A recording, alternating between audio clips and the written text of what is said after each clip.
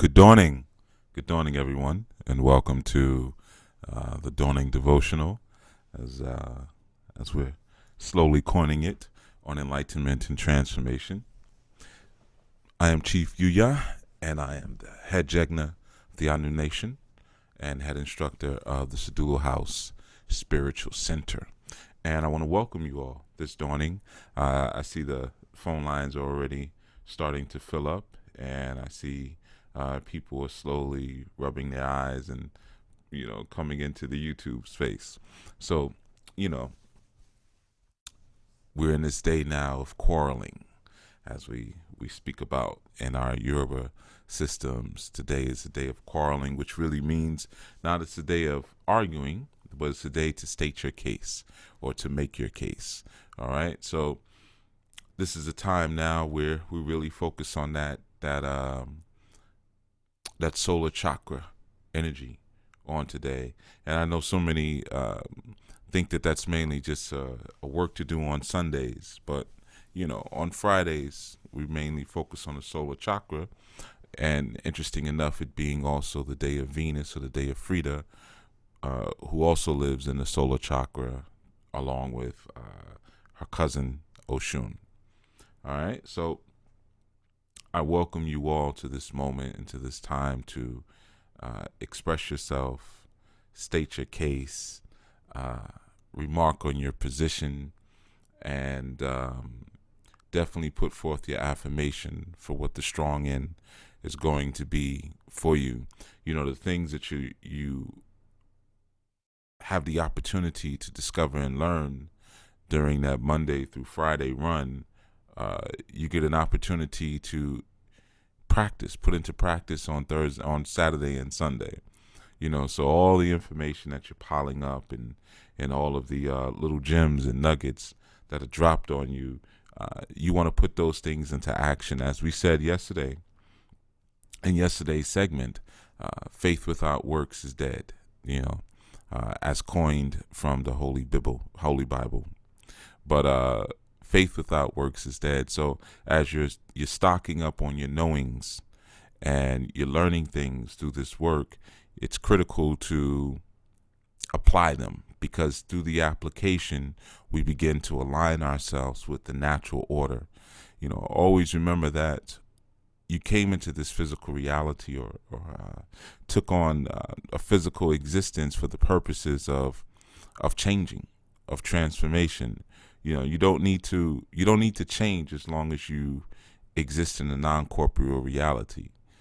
So it's through the corruption of the body or the corruption of the world consciousness or the world attitude that we are gifted with an opportunity to change and grow.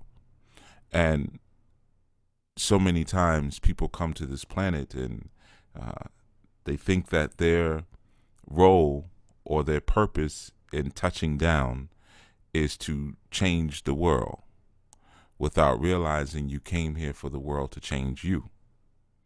So we have an opportunity, a wonderful opportunity, in fact, to apply the information that we're taking in, which is all, for the most part, a reminder on some level, on some subconscious, deep psychic level.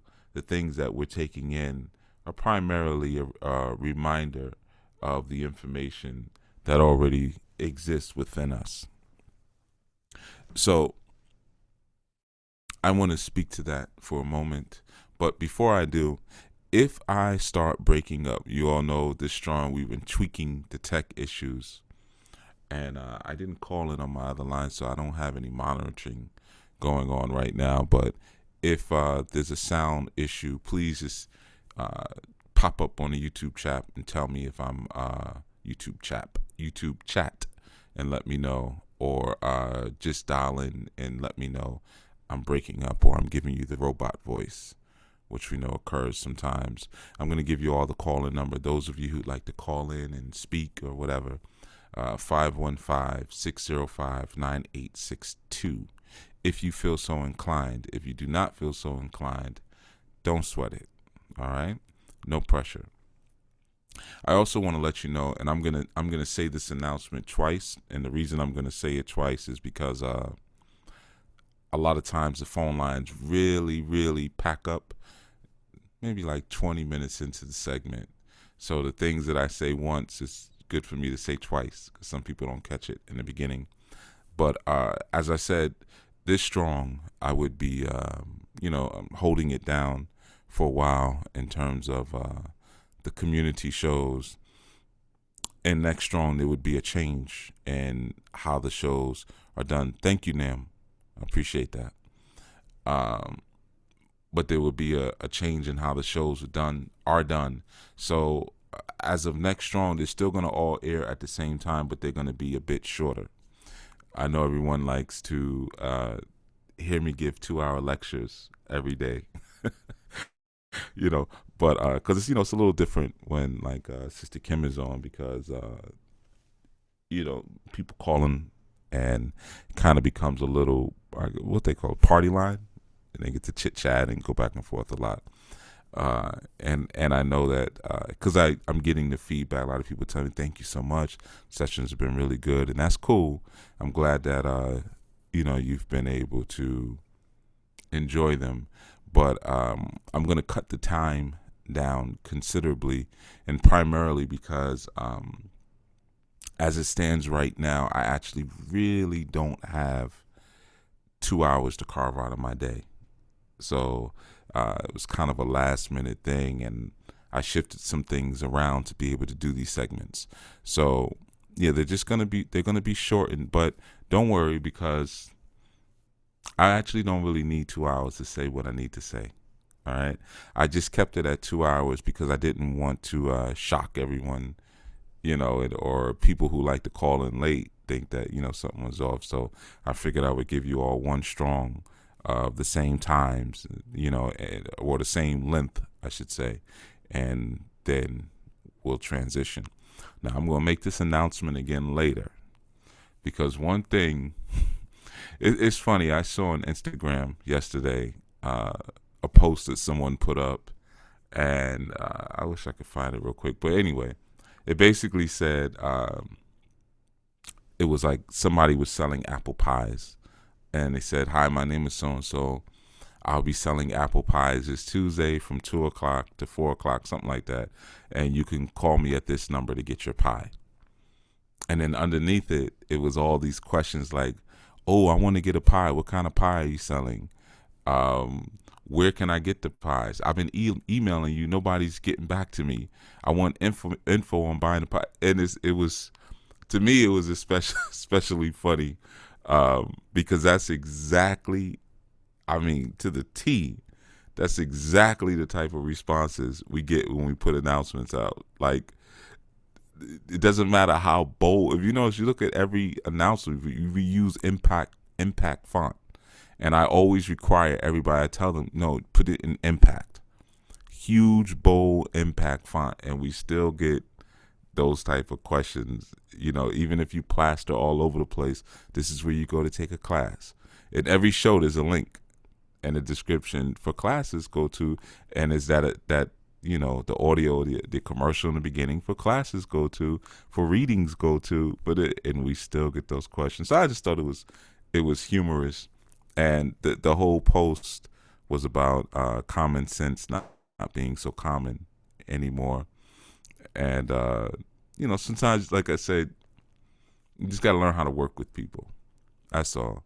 Instead of getting irritated or annoyed, sometimes it is a little, I wouldn't say annoying, but sometimes it's a little disheartening, you know. But you just got to learn to work with people. So I say that to say I will make the announcement again later on, and I guarantee you, next strong, we're gonna get flooded with emails. What happened to the show? The show isn't coming on anymore, or that's just how it goes. I try to automate as much as that stuff as possible with a lot of the posts and everything. But anyway, so that's the little housekeeping I needed to do. Oh, and let me also let you guys know, this Monday, remember, for men in the ministry, is the men's call. This Monday is the men's call. By now, if you have signed up, You don't need to send a email in to ask us about the ministry. By now, if you have signed up, you would have gotten the newsletter that lets you know, with your, not only your Anu welcome kit, but the newsletter that also lets you know what number to call and what code to use and everything like that. That should have went out to you. And if you didn't receive it, first check your spam. Your spam, filter in your mail might have went in there. We might have got sidetracked in spam. All right, but I have a lot of that those packets now go out and automatically, so that way we don't have to physically add you to the group anymore, cutting down or making more efficient use of our human resource. So yeah, let's get back to it a little bit. So yesterday we spoke a bit about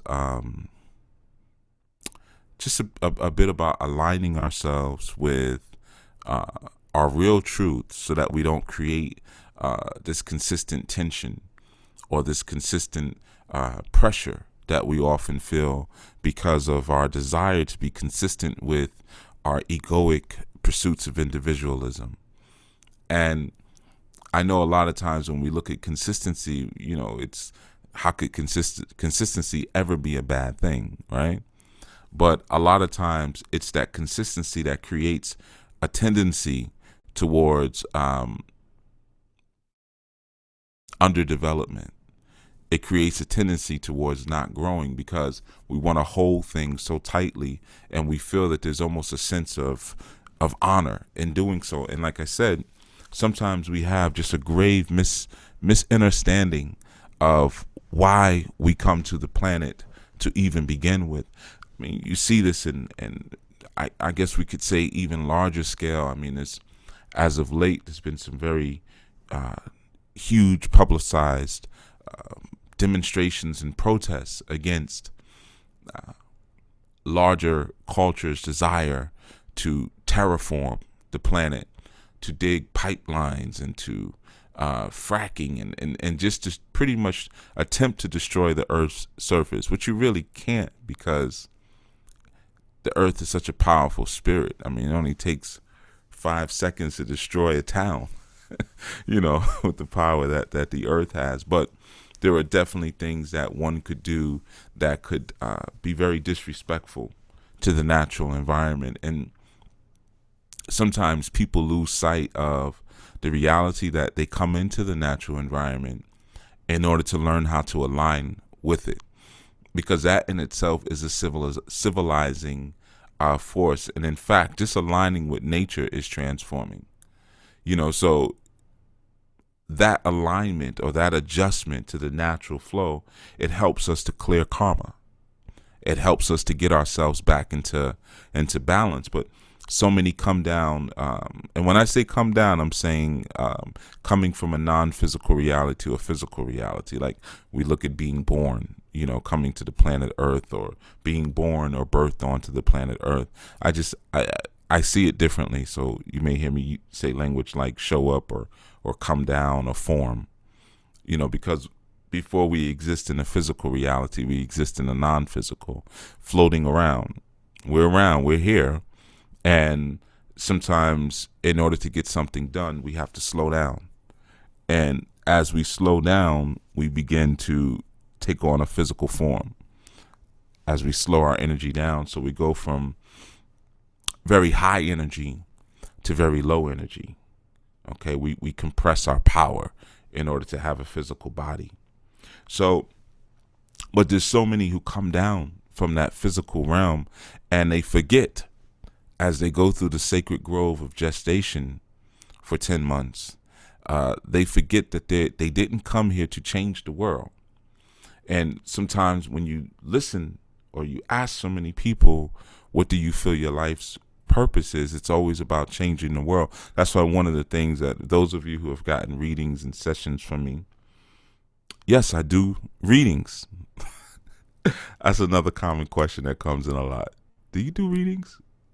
Or the other one is, I didn't know you wrote books. Do you do classes? Yeah, I don't know. But anyway, a lot of times when I ask that question during those sessions, you'll hear me ask things like, or say things like, those of you who have been on the receiving end of this, you may say to me, well, my purpose is to heal, or to start a daycare, or to help elder people, and I'll say, okay, well, if you were on a deserted island and you were the only walking person, or only humankind person on that island, would that still be your purpose? And then it's like a pause. Well, there's nobody there? Yeah, if there's nobody there, if no one else would be dependent upon you fulfilling your purpose, would you still be able to fulfill your purpose? And usually when that question is asked, it allows a person, it gives them an opportunity to really look at the significance of what they came to do, and to realize that you didn't come here perfectly, but you actually, in fact, came to change. So it's not about what you're going to do for someone else. It's never about what you're going to do for someone else, believe it or not. I've often said in earlier segments, these segments are not about me serving you. These segments about me serving me. It's selfish. Why? Because these segments, my teachings, my shrines, all of it, my full lifetime commitment, because I've been doing this for a good while. And when I say a good while for me in terms of my lifespan, it's not like I haven't been doing it for 50, 60 years or anything like that. But a good time in terms of a chunk out of my life. But it's selfish. It's self-centered. I'm doing it because I desire to fulfill my purpose. That's why it's done. Not because I feel like I need to save the world. The world doesn't really need saving, because in fact, at any moment, here's a special gift that Akasha, or the universe, or the planet provides for every inhabitant. It's a very special gift. Anyone at any moment can find inner peace. I know it seems small. I know it does seem very small. But imagine living in a space and a time where you could not contact the light of the divine. I mean, that's triple stage darkness. That's hell. But one only places himself in hell. No one is thrown into hell. You choose hell. You choose heaven, or you choose hell. But there's an amazing gift in that. At any moment, you can find inner peace.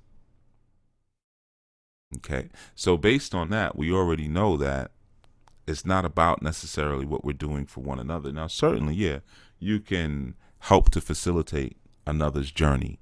You can give someone a hand up. You can drop a rope.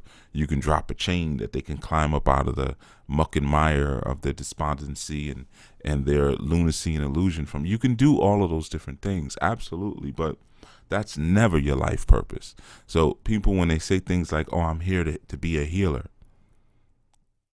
and that's my life purpose, and I say, okay, who are you going to heal? And then the answer is always either two things: everyone or my people. Neither one of those answers make any sense. And easy, because, okay, well, who's your people? And then that's when the stuttering starts. So, even if you come to be a healer, trust me, what that essentially means through proper and mental and intellectual reflection is that you come here to have nature heal you because you're sick. That's what that means. Like, I know one very strong component of my purpose is to teach. Found that out when I was kind of young. It came to me very strong voice, real powerful spiritual experience, all that good stuff, right? All that cathartic, light in the sky, light cracks open, and entity comes down, all that good stuff. I had that type of experience, so somewhat, kinda, in an unexpected place. But that's just part of the mission. But essentially, what it means is that when I was told that I came here to teach, it's like the sacred Odu Iwori Meji. And meaning Iwori Meji, we say it means it sees, we see. Okay?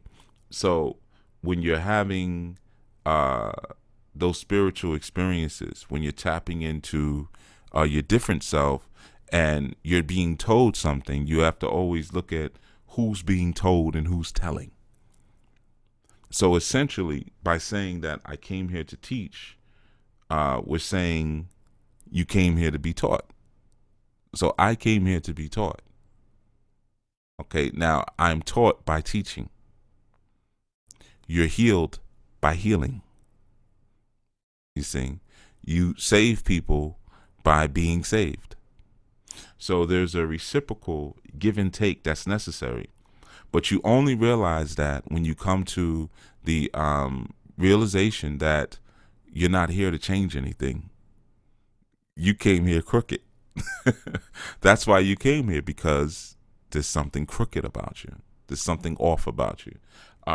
Or we could say this, real simple. You're a little loony. Okay, you were in the heaven world. You were in the unseen world, just being the town loony. And they said, you know what, man, you're gonna have to go back down for another run, man. You got some things you need to filter out of your soul, because you're a little loony, and so you came here, but through, again, the consistency or the desire to be consistent with the ego's pursuits of individualism, you started to actually think that you came here because you're the divine's gift to the world, and you came here to save the world. When in fact the world's consciousness doesn't need saving. It's like coming to school and saying that I'm here at school in order to redeem the school. No, you're here at school because there's something you don't know. That's why we had to send you to school. Well, Onile or the earth or Mother Gaia, it's just a big school. It's a big school, a big training ground. And you're not here to change the protocol and the rules and the flows and the movement of the school. The school is here to change you and to mature you and to take you to the next level, and most importantly, rebalance you so you can be acclimated for the next space. Let me turn that down so I'm not getting alerts while I'm talking. This is around the time the phone starts to jump off. But like I said, you're here so that you are not a problem in the next space that you go. See, a lot of times with our life, or with the life, because we really don't own our life, but with the life, we don't strive to be an inspiration to others. We tend to be more of an irritant to others, and so many people are happy being an irritant to others. It's almost cute to them. They almost enjoy the strife and the problems that they bring to other people. And if you ask them, well, who do you inspire around you? Nobody. You just annoy everybody, and they see the annoyance almost as inspiration. You see, but the only reason that a person would end up being an irritant to everyone around, and before I even go to that, let me say this. If you're an irritant to everyone around you in this world, you're going to be an irritant to everyone around you in the next world. So why would you be let into the next world until you learn to stop being an irritant, but learn to be an inspiration? Now, what is inspiration? What is it to inspire? Well, to be in spirit. So until you learn how to be in spirit and to flow in spirit, you get stuck in the world of material. Because where do you feel material? Where do you feel irritation? We use terms like, oh, you irked me in my spirit. But the spirit doesn't get irked. It's just that we feel it on such a deep level. It's like, I feel it beyond my body, but you're feeling it in your body. The irritations that you feel exist solely within the material realm, within your body realm. Material realm also transcends your emotions and your feelings when we speak about materialism. Anything that you have an attachment to is the material world.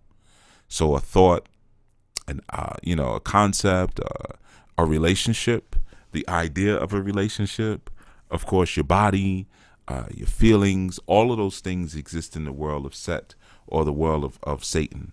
Okay, and those all deal with the material reality. That's where irritation occurs. Your bee stings, your mosquito bites, annoying people who talk too much, people who talk too loud on their cell phones, in a store, people who cut the line. We could just go right through it, right? That's the world of irritant. And if you don't learn to flow and work within the natural harmony of the world, then you keep having to come and do things over, because you only become an irritant because you're imbalanced. That's it. You only become an irritant because you're imbalanced. So a lot of times we're trying to hold on. And I just want to say welcome again, everyone. Like I said earlier, because there's some who came in right from the beginning, because I could see you in the back end. I told you around 20 minutes in is when people pile in. So we got a good amount of people on the back end now. So I just want to say peace to everyone who's here right now. And I'll share the announcement that I shared earlier a little bit later, a shortened version. But a lot of times we don't understand that this is the world of sacrifice, of learning how to take some of the schisms and the isms that we have within us and making them sacred. And like I said, in order to build civilization, one has to sacrifice individuality. That's how you build a civilization. Well, we speak so much about going back to the source. We say, I want to go see my ancestors, whatever it is. But either way, you're speaking about a space of unification, not necessarily a space of division, you see. So until you learn to sacrifice your fetishes for division and strife and disharmony and dualism, you don't get to go to the places of unification. Why would we let you here? It's no different than, I'm sure, the way some of you may deal with people today. I know I'm a person, if you can't act right, I just stop talking to you, no matter who you are. But if you don't know how to act appropriately or treat me appropriately, then we really don't have anything to say. So now you get exiled from the kingdom. You get exiled, and that's actually the words that I use. Nah, I had to exile that one. You don't know how to act right. You don't bring all that strife around here. This is a place of harmony. Now, it's no different when you go to the next world. So you're learning how to be a good neighbor here, so that way you could be welcomed into the next space as a good neighbor. And in order to do that, you have to learn how to align with the natural harmonic flow of nature. Not necessarily the world consciousness. The world consciousness is, not necessarily consciousness. Let me replace that word with the word attitude. The world attitude is an attitude of division, is an attitude of strife, is an attitude of unceasing and constant selfishness. That's the world attitude. The world consciousness leans itself towards a natural realization. You see? And I say that, in terms of the irritants and how we approach things and how we see things, because if one is able to truly and honestly find inner peace while maintaining the lunacy of the world attitude, then the libraries that were raided and burnt in Kemet deserve to be raided and burnt. Then all of the ancestral wisdom that was lost via the Ma'afa and so many other colonialistic uh, barbaric invasions deserve to be lost and thrown away and trashed.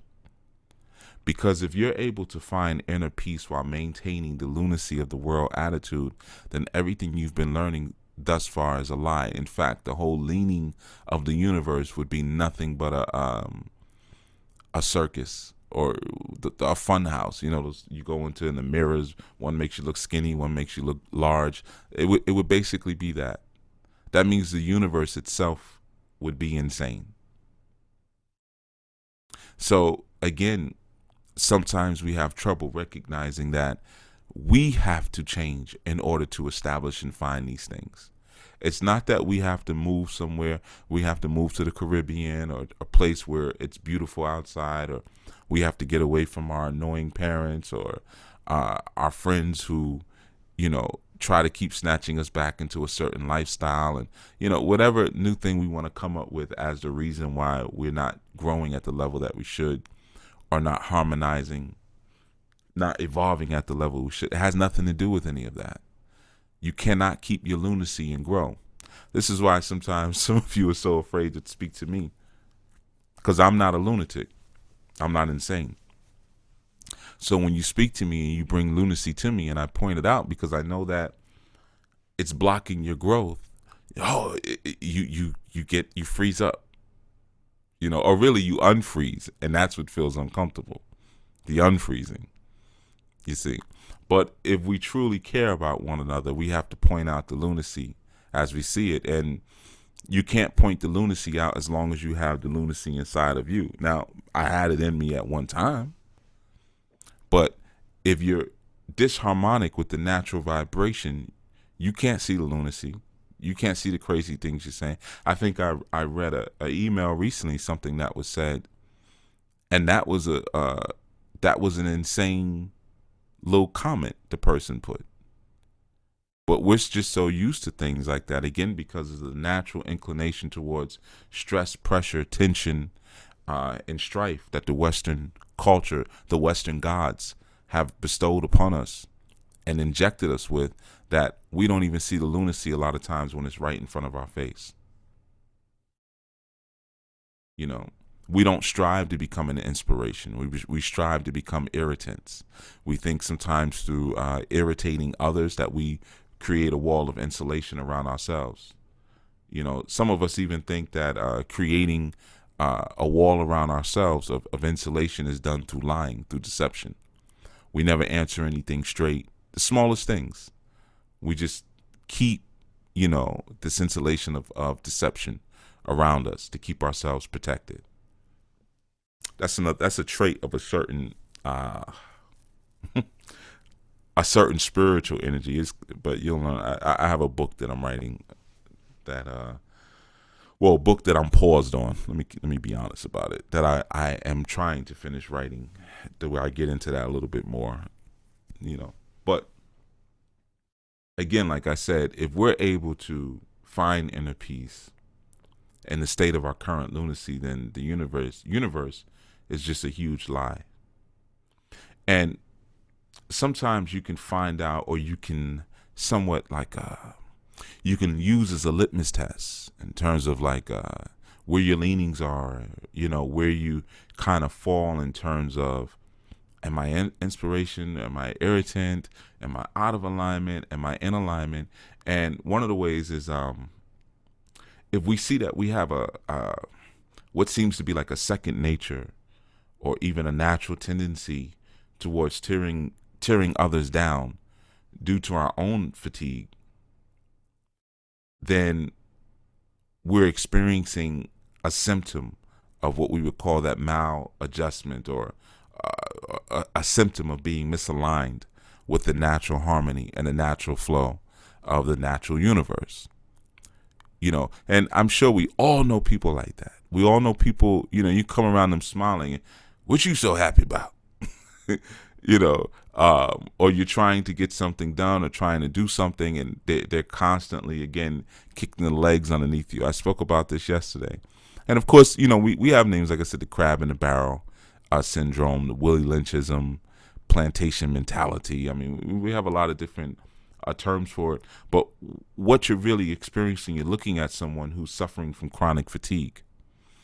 And they're suffering from chronic fatigue because they're misaligned with the natural inclination of the universe. They see you in a space of joy or in a space of happiness or in a space where you're seeking to evolve yourself, and they feel that it's their personal responsibility to change you. They don't realize that when you come and you're inspired in spirit, in the spiral, so that means you're moving. So when you're in spirit and you come around, they don't understand that they're supposed to be inspired by that and then give that back. Instead, what they seek is to find the irritant in your inspiration. So you start eating a certain way, and you're able to even explain, like, no, I think this is the best way, or maybe I had problems before. Maybe I had asthma.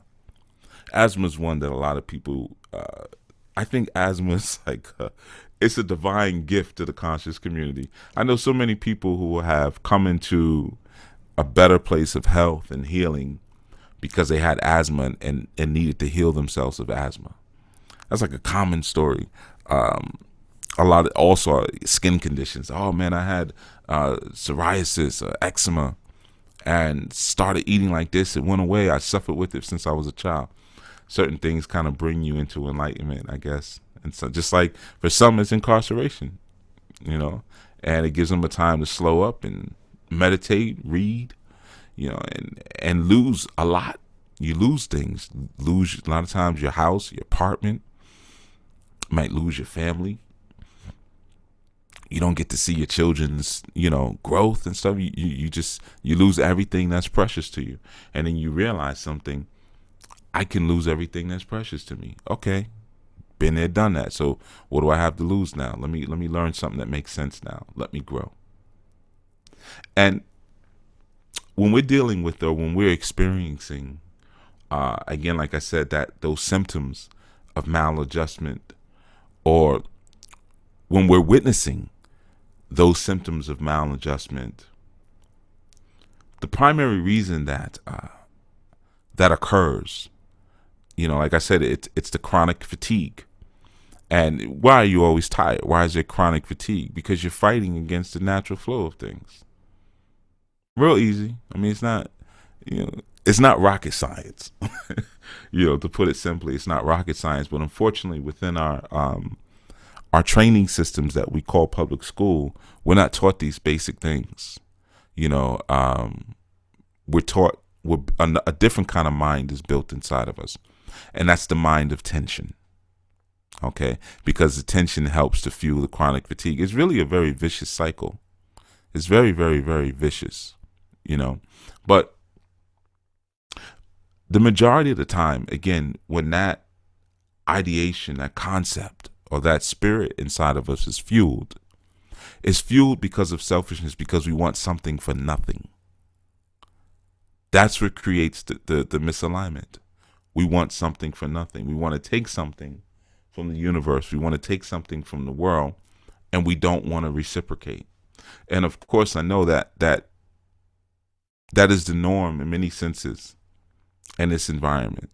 In this world attitude, try to get something for nothing. We love the word free, and we're so addicted that we don't realize that nothing is really free. Someone will say, "Oh, I'll send you on a free vacation. Just come to my office and you fill out the paperwork." Now they're trying to sell you a timeshare. You get upset because they're trying to sell you a timeshare. So they're supposed to give you a free vacation. That's it.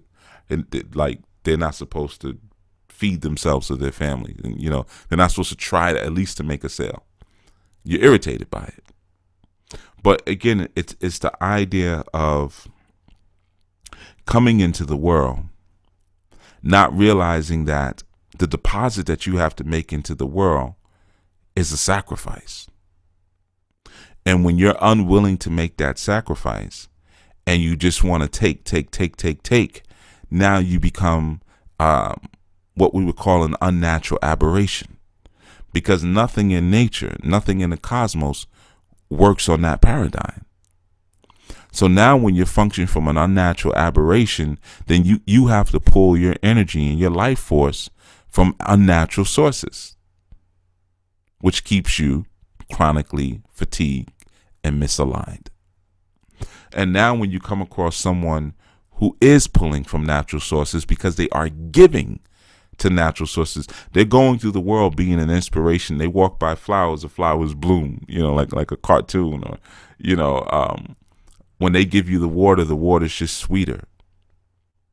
I was speaking to someone last night, a female friend of mine, and she was reminding me of one time when I was over her place like many years ago, and she since moved, so we were talking about the apartment and stuff, and she said, "Yeah, I remember I gave you this tea, and you were loving the tea." I don't even remember the tea actually, but she was like, "Yeah, I gave you the tea, and you liked it, and the things people remember, right?" But what I can remember is going into her apartment. She had been going through some really tough times. She was going through some heavy stuff, and I was helping her with her children, just kind of giving them some stability. This wasn't someone I was intimate with, anything like that, but just giving her children some stability. I would let them kick it with me on the strong ends and stuff like that. They would go to lectures with me. In fact, I'm sure there's some video footage and pictures of them they're in like college now. They were much younger then, but they would come on stage with me. And at that time I was working a program out of Dr. Leonard Jeffries' office. So they would always go and kick it with Baba Jeffries, and stuff like that. So they got to be around some good energy. And I remember going into her place. She was kind of getting back on her feet, and I went in there, and it was a nice neighborhood, and it was clean, cause she's meticulous about her domestics, and it was just clean in there. It smelled good. She had little scented candles going and stuff, and I just felt really happy for her. That the youth had just finished their homework. They were upstairs sleeping, and I don't remember why I was over there, and I came over there and we were talking, and she gave me the tea. And what it was that I was inspired by her growth, by her desire to create some normalcy and some sanity for her children. And I'm sure that's what made the tea taste better. Because I'm not a big, Kim is into the tea. I'm not a big, huge, I drink tea, but it's not, I'm not going to fly up in the air because I had a nice cup of tea. But, it's when we're able to be inspired by others that aligns us in a certain kind of way, because you're looking at someone in that moment who's technically spiritually possessed. And they're moving normal, they're flowing, everything is happening normal and everything like that, but they're spiritually possessed. And there's a form of inspiration that's shared back and forth. So again, my ability or my desire to inspire her and say, no, you can get back on your feet. Come on now, you're young enough. And of course, I'm gonna throw my jokes in. And what she brought up yesterday, which was, a lot of you could relate. She said, "I love you, but you used to make me cry on purpose." I never tried to make her cry on purpose. I don't even know what she's talking about, but I do remember she used to cry a lot when I would talk to her. I do remember that, because sometimes I'd have to get on her. Sometimes she would kind of fall into this space, and I'd have to remind her, no.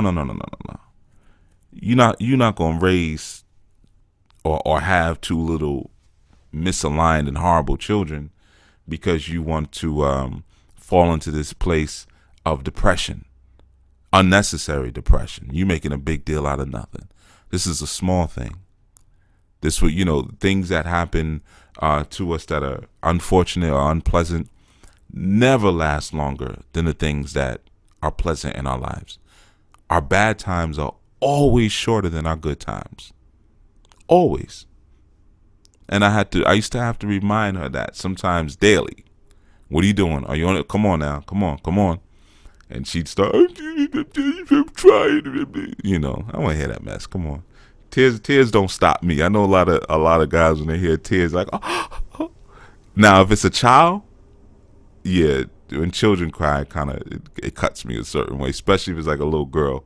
Little boys, they cry all the time because they always falling off of stuff. So you used to hearing a boy cry. Oh, he fell out the tree. Okay.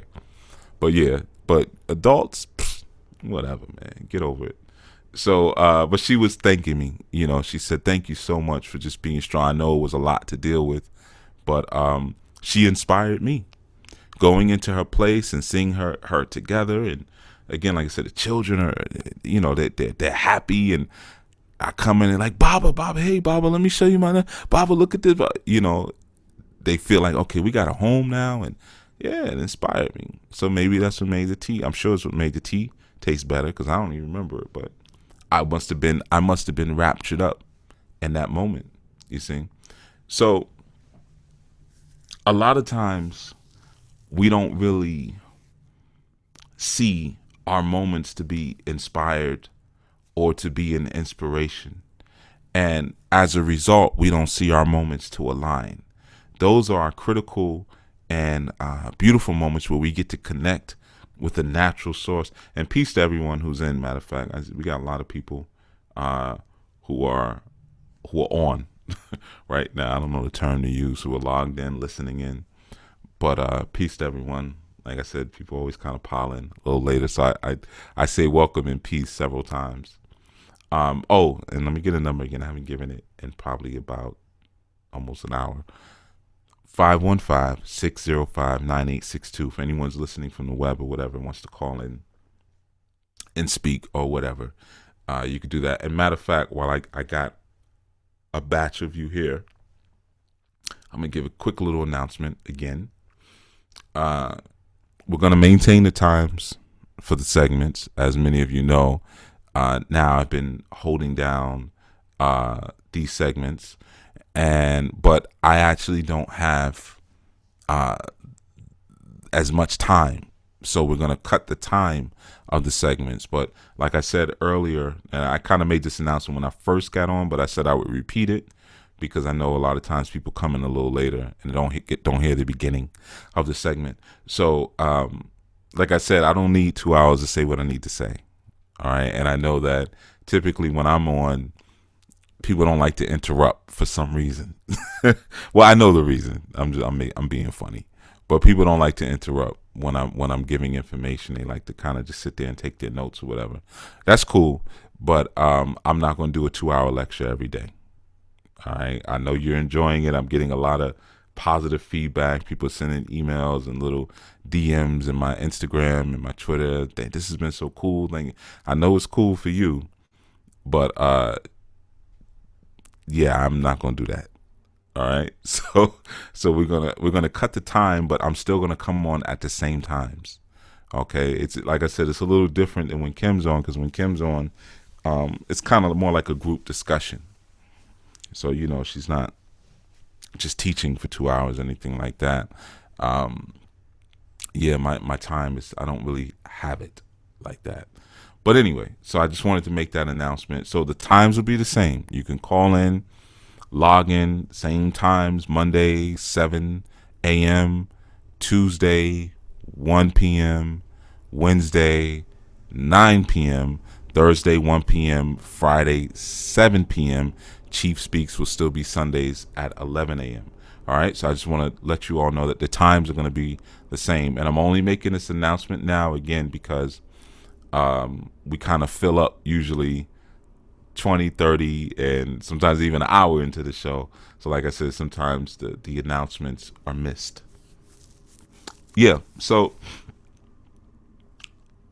like I said, that's just an example of, and just to give a little understanding on that story, this is an individual who I'm gonna show you how our relationship really formed. I gotta say this in a way so I don't give away too much information.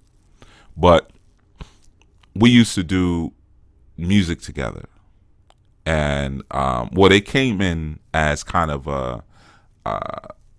I could say an assist when I used to have a music label years ago, and I hired this individual because I needed, we had a lot going on, And she was actually a songwriter as well. Sometimes with the music industry, you try to get in where you can get in. So she did a lot of coordinating and things like that for me and helped with the projects. But she actually was a songwriter. Great, still is a great songwriter. And, you know, one time I did this, I did this song for her. I said, let me hear some of your stuff. And, she let me hear. I liked her writing. Writing was real good. So I said, okay, I'm gonna do a track for you. I'm gonna do, basically back then I would say I'm gonna do your demo. So I said I'm gonna do a 3-song demo for you. And one of the songs she sung, she talked about when she bought, but it was like an upbeat song. So sometimes the upbeat songs you don't listen to the lyrics as quickly as you do slower ones. But she was singing about when she, I think, designed her wedding dress and all of this, and then got left at the altar and sleeping on park benches. So I was like, nobody want to hear that, man. You're gonna depress people. And she was like, yeah, it's just kind of, just kind of telling my story. So in that moment, we're in the studio talking. I was like, oh, that really happened. She was like, yeah, I literally was standing at the altar waiting and got left. He didn't come. And, it turned into a situation where, me at the time, she just had one child at the time. She had, she said we literally were sleeping on a park bench, a couple of nights. And, not that you can never tell who's been homeless, who hasn't been homeless, but certainly at this moment when I met her, she wasn't, in a space where she wasn't a vagabond or anything like that. But this was her story. So that kind of, I think in that moment, I may have kind of put a little closer eye on her at that time. If I'm kind of thinking back, this was a good while ago, but I think that was probably the moment when I adopted her, like as my little sister, unbeknownst to her. And then there was something that I went through years later where she adopted me, and it happened just in a hug. She hugged, because we're really like brothers. We play around all the time. I mean, down to punching and play fighting and stuff, and one day she hugged me, and it was like, because she was so concerned, something had happened, and she was so scared and concerned for me. And I think that was her moment of kind of adopting me as a big brother. But yeah, I just share that aspect, getting left at the altar. I mean, that really happens to people, of course. And being homeless, I mean, we know that happens. And going from that and building yourself back up. And I'm just sharing that little bit of the testimony for those of you who may have had experiences like that. Maybe you've had something horrible like that happen. There is something on the other side. There really is. And sometimes it just requires you to share your story a little bit. You never know who's waiting out there to attach to the idea of your redemption. Not everyone's looking to attach to the idea of you being nothing and torn down. And she had a lot of that in her life at that time, particularly through some of the males in her life. So I had to hold the line as being, the healthy one, where she could get a proper male reflection. And that's like she said, you make me cry on purpose. And I don't make cry on purpose, man. It's annoying. I sit there listening to you blubbering and you can't even get your words out. But if I have to help you and you're gonna feel hurt, choose hurt or cry during the process, I'm not necessarily concerned about that part. I'm more concerned about the redemption and pulling you out of the muck and mire, pulling that part of you out of this crusty skin of defeatism is gonna hurt, because I gotta break the crusty skin of defeatism to pull the glorious body out. And now she's functioning in her glory. But again, we're speaking about the ways sometimes that we move through life as irritants, as opposed to moving through life as inspirations. And you don't have to purposely go out into the world to strive to be an inspiration. Just aligning yourself with your proper character, aligning yourself with your nature, which is really your proper character, becomes an inspiration to others. And sometimes we're so afraid to do that. Sometimes we're so afraid to truly be what we are through character because we're concerned about how it will be received. We're concerned or we're afraid that we're going to lose our current identity. People know us as this, so we're afraid to be that. People will see us differently. Like I remember one time I doing a video and someone saw me with a cigar and they would saying, what are you doing with a cigar? You trying to smoke a cigar. And I just, had to kindly remind the person, you don't know me. So just watch. There's a lot about me. There's a lot of things I do that you don't know. Now, I could have chosen in that moment to be afraid and to say, oh no, that's how people perceive me, that I'm this monk, Babalao, and, because they've seen me consistently do one thing, that they see me do another thing, I'm going to lose them. And I chose not to take that approach and just to say, you don't know me. So, because it's kind of rude. That's kind of disrespectful, and sometimes we've spoken about that. I'm not going to do a show on protocol right now, but people really just a lot of times refuse with everything inside of them to follow protocol. They refuse to greet you respectfully.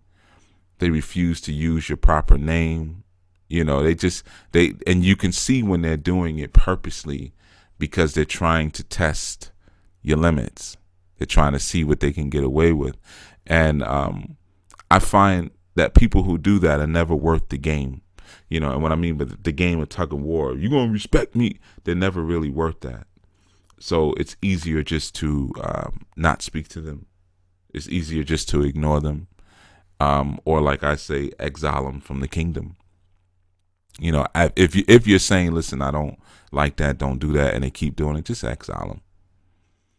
Because you're going to find out eventually that they weren't worth even the tug of war. They're just not a quality person to have in your world, But like I said, we're speaking about the desire or the natural inclination to be an inspiration, which we lose. We become haters, as the term some would use, and we tear others down when we're fatigued. And again, that's only a symptom of maladjustment. It's hard to be hypercritical. Try to go on a hike with somebody and give them some time and watch when their hypercriticalness starts to wear away. After a while, they just get quiet once they flush it all out into the woods. It's like a walking enema. They flush it all out and then they start to speak sense, or they just don't say anything at all. They start to absorb. Now that's the Zen aspect, because again, the Zen aspect not only strives to align itself with the natural environment, but again, remember, just even by definitions in this absorption. So you learn to absorb, but then you also learn to project.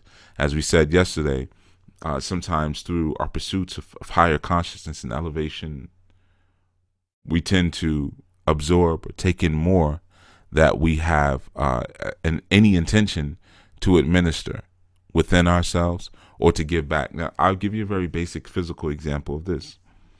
A lot of times individuals will stack their libraries full, or they will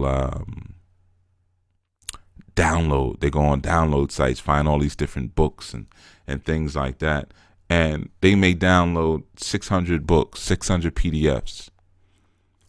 No, they're not going to read it. Or it's almost like an eBay auction. You may look at something one day and be like, I kind of want that. You put it on your watch list, And then, but you're not really thinking about it until you get that email saying this item is ending soon, this auction is ending soon. Now all of a sudden, like once you get into that power play and you're bidding, I gotta have it. You start going crazy. So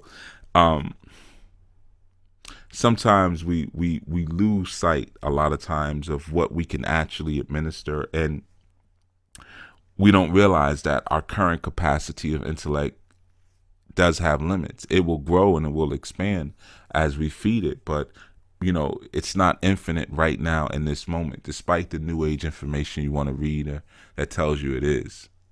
And they just do that to keep you hoping and to keep you buying things. There are infinite possibilities to do all that you want, and anything that you want to process, your mind can process it. And no, it can't. You overload yourself, and then you become stressed out because you're taking on the sick or the hellish aspects of the abundance mentality. You see, there's a place for the abundance mentality, but there's a heaven of it and there's a hell of it. And sometimes we get a little turned around. Like, again, you watch documentaries like The Secret, right? And it's all this, get this, get that, get one of them, and get another one of that, and get that, because you can have it all. Okay, but where's the compass? Will me, grabbing at all of these things, will it lead me to a better place, to a higher state? Or again, am I knocking the legs from underneath me with this glutton mentality? Not abundant. We call it, it's really gluttony, with this glutton mentality. You see, a lot of times, that's the problem in our growth paths. We don't acknowledge the misalignment and the disharmonic tones that we put out into the environment, because so many of us still come into our conscious or elevated learning with the same religious ideologies of, again, it's external. And I spoke about that last night. Usually when people speak to someone like me, and when I say someone like me, an alternative priest, or they will perceive me as a voodoo priest or an African witch doctor, whatever term they want to use, but they clearly are not seeing me as T.D. Jakes. And if they only knew. But, I don't want to go there. But anyway, so when they come to me, it's usually about something external. They don't want to hear anything internal. They don't even want to, they couldn't even imagine that perhaps I might actually even have some therapeutic or some psychiatric skills. They couldn't imagine that. They just waiting for me to dance around a fire with a chicken and a bottle of gin and paint my face and then tell them, yeah, this is what you got to go bury this here and go light that over there and then spit that over there and then everything will be fine. You see, but when they go to maybe a Catholic priest or a drug and alcohol counselor, they're ready to hear something about themselves. So it's a very unfortunate and sad repressive thought, or I should say belief, that has evolved and politicized religions. Because in most systems that didn't exist before, where you had this dependency on an external force to either save you or to show mercy on you to make sure that your life didn't go into the toilet, basically. So the idea evolved or mutated within so many systems that there is some type of diabolical or heinous, like there's a Grinch, there's this entity out there that has supernatural powers that's responsible for all of the quote-unquote evil or unfortunate situations that evolve inside of a person's life. And as a result, we begin to become very antisocial. Now, remember, like I said, when you're flowing with the natural flow, you find that you become an inspiration to the environment around you and not an irritant. But how many people do you know in alternative spirituality say, see, this is why I don't like to talk to people. This is why I stay by myself. I just stay by myself. I don't talk to people. You see, and we don't understand that those antisocial behaviors come as a result of the thought that there's evil that exists in the external environment that you cannot confront or maintain. We don't, and there's something really even deep inside the subconscious that says this. I give you a small example. I had we're still friends. Years ago, long story short, spent a lot of time in jail, came out of jail, and became a church deacon. Well, he got saved in jail. Became a deacon, right? And he used to go to church like every day, every single day.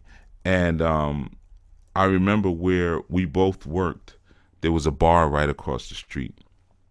And sometimes I would run in there to get change, and he would always say like, nah, man, I ain't going in there. I ain't going in there, man. I can't go in there. And it was more like, it was a thing more like, I'm not going in there because it's an evil place, right? And I remember one time saying to him, and he was much older. He's like a big brother. And I said, you don't go in there because you can't handle being in there. If you go in there, you're gonna become an alcoholic. You used to be you were a cocaine addict back in the days. You thought you were Superfly. And I said, the reason you go to church every day is because if you miss one day, you're going to be outside buying crack and robbing armored cars again. And he kind of thought about it. He was like, man, you're right. He said, because at night, he said, the scariest time of my whole day is at night when I'm asleep in the bed. That's the scariest time, he said, because it calls me at night. So he said, first thing I do when I wake up, man, I got to find a church to go in. And I understand that. Sometimes we need those crutches like that. There's nothing wrong with that for a time. Crutches were invented for a reason. Sometimes we need those things. But a lot of times it takes that moment. Like I said, when I had that conversation with him, it takes that moment of admission when we're able to say, no, you know what? It's not that the world around me is seeking to destroy me. It's not that. It's that there's something deep inside of me that is seeking to destroy myself. And that's a different kind of admission. I tell you something very interesting about him. And we talk about the redemption stories, right? So this is how he got saved, real deep. And you know what I mean by saved. Christians call it accepted the Lord into his life. I'm not laughing at that, by the way. For all you Christians out there, I'm laughing at something else that happened recently. I'll tell you real quick before I tell you this. We were on the phone. He called me up. He was like, yo, you, because we always shorten names. He called me you. He was like, yo, you, yeah, man, I'm, because he's still kind of stuck in the 70s in a way. I love him. It's my brother, but he's still, so he's still kind of on his Superfly stuff. You know what I mean? Like the way he dresses and stuff, and full length minks, and like he's still on that. I mean, guess like most preachers, right? But he was like, yeah, man, I redid my whole basement. I got this fish tank, man. It's a 200-gallon fish tank. I put it in the wall and everything. I was like, yo, you don't even know anything about fish, because I do tropical fish. And I was like, yo, when I have my tanks, man, you should tell me you get rid of them. He was like, yeah, man. But this is different, man. Mine is in the wall. You can see right through it to that. So he's giving me this whole pimpish rundown of his setup. And he was like, yeah, man, I'm trying to find me a bearskin rug, man. So what I want you to do next time you go over to Africa, man, see about getting me if you can get a bearskin rug. And I'm just laughing because I was like, man, ain't no bears in Africa. He was like, yes, there, because big brother, little brother thing we got going. So he goes on, yes, there is, fool. What you talking about, man? Because there's bears in Africa. There's everything in Africa. I said, man, ain't no bears in Africa, man. And then he's going off, and then he paused. He was like, wait a minute, man. I think you're right. I think, yeah, you're right. Ain't no bears in Africa. I was like, man, just go on eBay and get a fake fur and throw it on the floor, man, because you're going to switch it around anyway in a couple of months. But I was laughing at that. So it flashed in my head that little conversation we had the other day. But what I was actually getting to, talking about the redemption story, he was in a cell next to a gentleman. Well, I don't know if you would call him a gentleman, but a guy by the name of Mark Chapman. Okay. And Mark Chapman was actually the man who shot John Lennon. John Lennon, for those of you who don't know, was a member of the group The Beatles. You should know who that is by now. All right. And he was shot and killed by an individual by the name of John Chapman. Well, John Chapman, that's what people do after they do something heinous, then they turn holy. So he was locked up next to him. And he said he used to be in the cell singing these little singing these songs and stuff. And he'd be like, man, shut the F up and stuff like that. And he ended up started talking to him at some point. Like, just kind of listening to things he was saying. And, through in another couple other series of events, decided to become a Christian. And, of course, John Chapman is still locked up. I think at the time my friend was doing a 4-year bid, so he was only, he's in, and I don't say only, but he was in there for a couple of years. But came home, and I spoke to him the other day, and he was like, man, I'm a prison chaplain now. And I was like, okay, that's cool, because I'm all about the prison ministry. I don't care what you go in there and talk about, but go in there and talk to him. And I was like, oh, that's cool, man. So we were talking about that, and he was kind of asking me some advice, because I did that for many years. Not a chaplain, but I did prison sessions for a long time, and we're reigniting it on another level now. But so we were talking about that. He said, man, you won't believe who I go and minister to now. And I was like, who? I'm like, who? I don't know who you're talking about. He said, Mark Chapman. I said, what? He said, yeah, the guy who shot John Lennon. I said, the guy who you used to tell you was going to punch him in the face, he kept singing them songs? He's like, yeah. He was like, I go to all the time now and talk to him. So I'm just sharing that. Again, the redemption story, you never know where the inspiration comes from, and where one step leads you to another step, and how that's the reciprocal exchange that I'm talking about. Now, I know some of you may be listening and say, oh man, but he's Christian, he don't know the truth, there was no Jesus. Yeah, but he's aligning with nature. That's why he's still pimpish. That's his character. He came here to be that. So, he ain't giving that up. But it's his nature. And I told him years ago, I said, guys like you and I, we're really too rough for the church. Like, we really need to be out in the streets if that's what we're going to teach. And he wasn't really trying to hear it, because, he's smooth, and he's always like, nah, you rough and rugged. Like, I ain't like that. All right.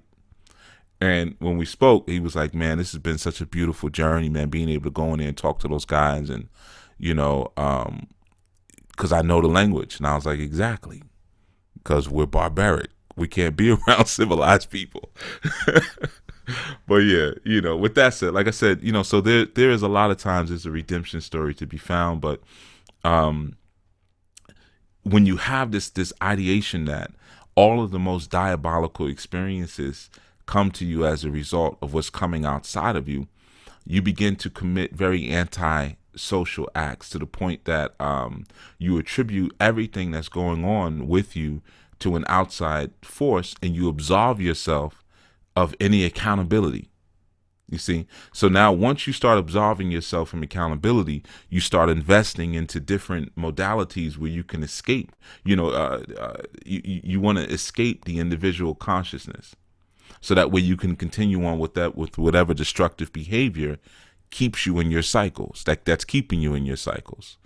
You see? Because I can always escape. So like my friend at the time, he needed that crutch, because he was real jagged when he came home, real jagged, so he still needed that crutch for a little while. But it came to a point where I was like, listen, man, you're using that now as a way to escape what's inside of you that nobody else can speak to, because you've done things that I know you're probably still too afraid to, or too scared to let people know that you actually did. They just think you was robbing armored cars.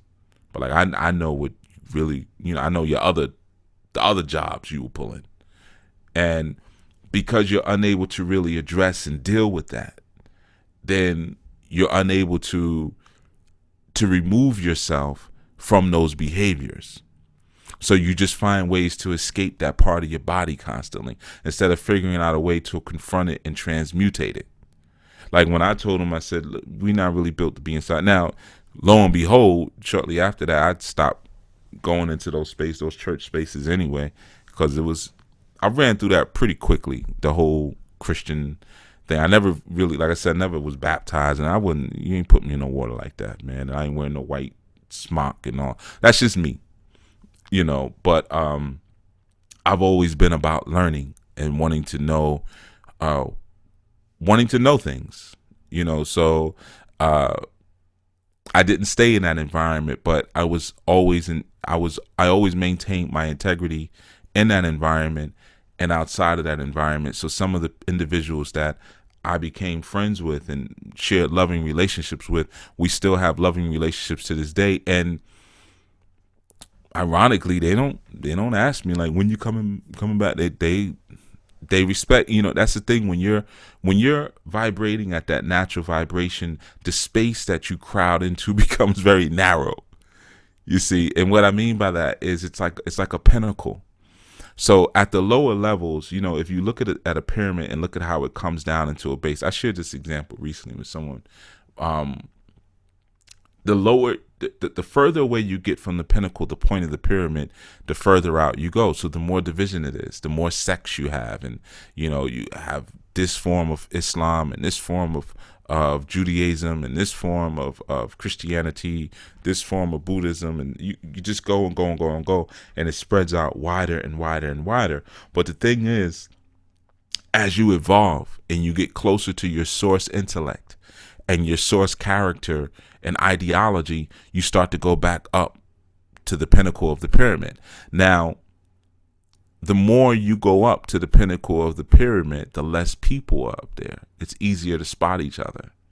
And you start to realize it transcends beyond religion. You transcend beyond race.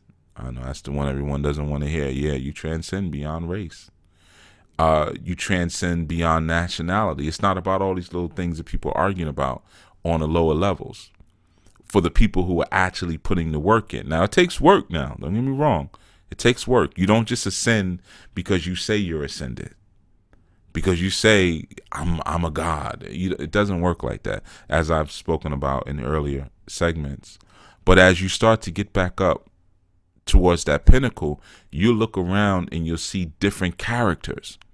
And you realize the power of spiritual archetypes. It really doesn't matter what systems they come through. The powerful gods are going to come through. So you might have one who was a dopehead stick-up kid. He goes through his saga, which we could make a play on or a movie on, goes through the Christian church and evolves that way. Then you might have another one like me who went through the things that I went through and goes through 20 different systems. I went through a lot of systems. Goes through 20 different systems and evolves towards that. And then you may have another one on this side who is a Catholic priest or something crazy and maybe goes through their process and sees somebody touch a little boy or something and says, all right, I'm out of here, and does something different. But either way, everyone tends to rise up to a certain pinnacle point. And when you get to that higher point, you start to you strip in a certain way. So you strip down to some of the very natural and core basics, and you find that at those higher levels, the protocol that exists between those individuals is very similar. The way we hold doors for each other, or the way I give you a small example. Something a friend of mine spoke about recently to me and recognized. He said, yeah, I notice every time we go someplace, man, you will not put your back to that door. No matter how you set up, no matter how uncomfortable it is, you will not put your back to the door. And I was like, nah, And he said, it's funny, I'm the same way, but I think, because I'm a little older than him, I maybe got about, let me see, 4 years on him, 3-4 years on him. So he considers me like a big brother. He always says, yeah, you're my elder brother. But he's dealing with a completely different system, right? But he gives me that courtesy because he's like, I'm the same exact way. I can't sit with my back to the door. He's like, I only do it with you out of respect because I see that you need that spot. I'm the person, like, if I go into a restaurant even and there's an upper level, take me to the upper level. I want to see everything that's going on. I like to see who's coming in, things like that. Maybe in a former life, I worked in a lighthouse, or I was a guard at a watchtower or something like that. But I like to be able to get that bird's eye view, and I don't care where I'm at. And what's funny or interesting, the individual that I'm speaking about from before, my friend, like I said, was a deacon now. He was always the same way too. When I was younger, like, we both have this thing where we don't like to be in crowded places. Even in that church. That's why I know I never could really stay in that church environment too long. I don't like all of this. I just don't like crowded spaces, especially when there's one way to get in and one way in. Them churches, they be fire hazards, man. The back door be covered up with an organ or something stupid like that, so you can't even get out the back. Somebody come in there and start shooting, and that was always my thing. I said, what if somebody comes in here shooting? And he'd be always like, man, we in church. Yeah, yeah. But look now, let's fast forward to today, right?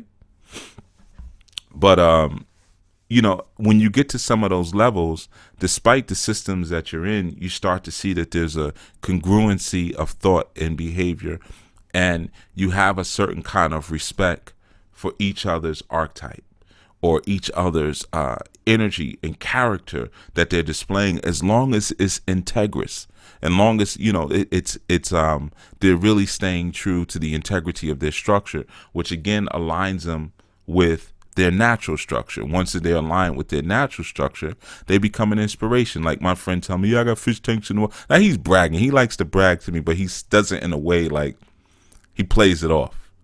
He was like, yeah, I just got that new Benz.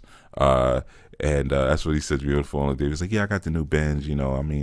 I use that to get around. And I still got the Escalade, but I use the Benz kind of get around. And but because I know him, I'm like, man, shut up. I know what you're doing. Don't do that to me. Don't work me like that. I know you. Do that to somebody else. I'm not impressed by any of that. But again, at those levels, you can have that level of camaraderie. And that was a question that came to me recently. Someone asked about isolation. When you're functioning in the realms of duality at the lower levels, you are surrounded by more people. There's more there because there's less people evolved than there are people who are evolved.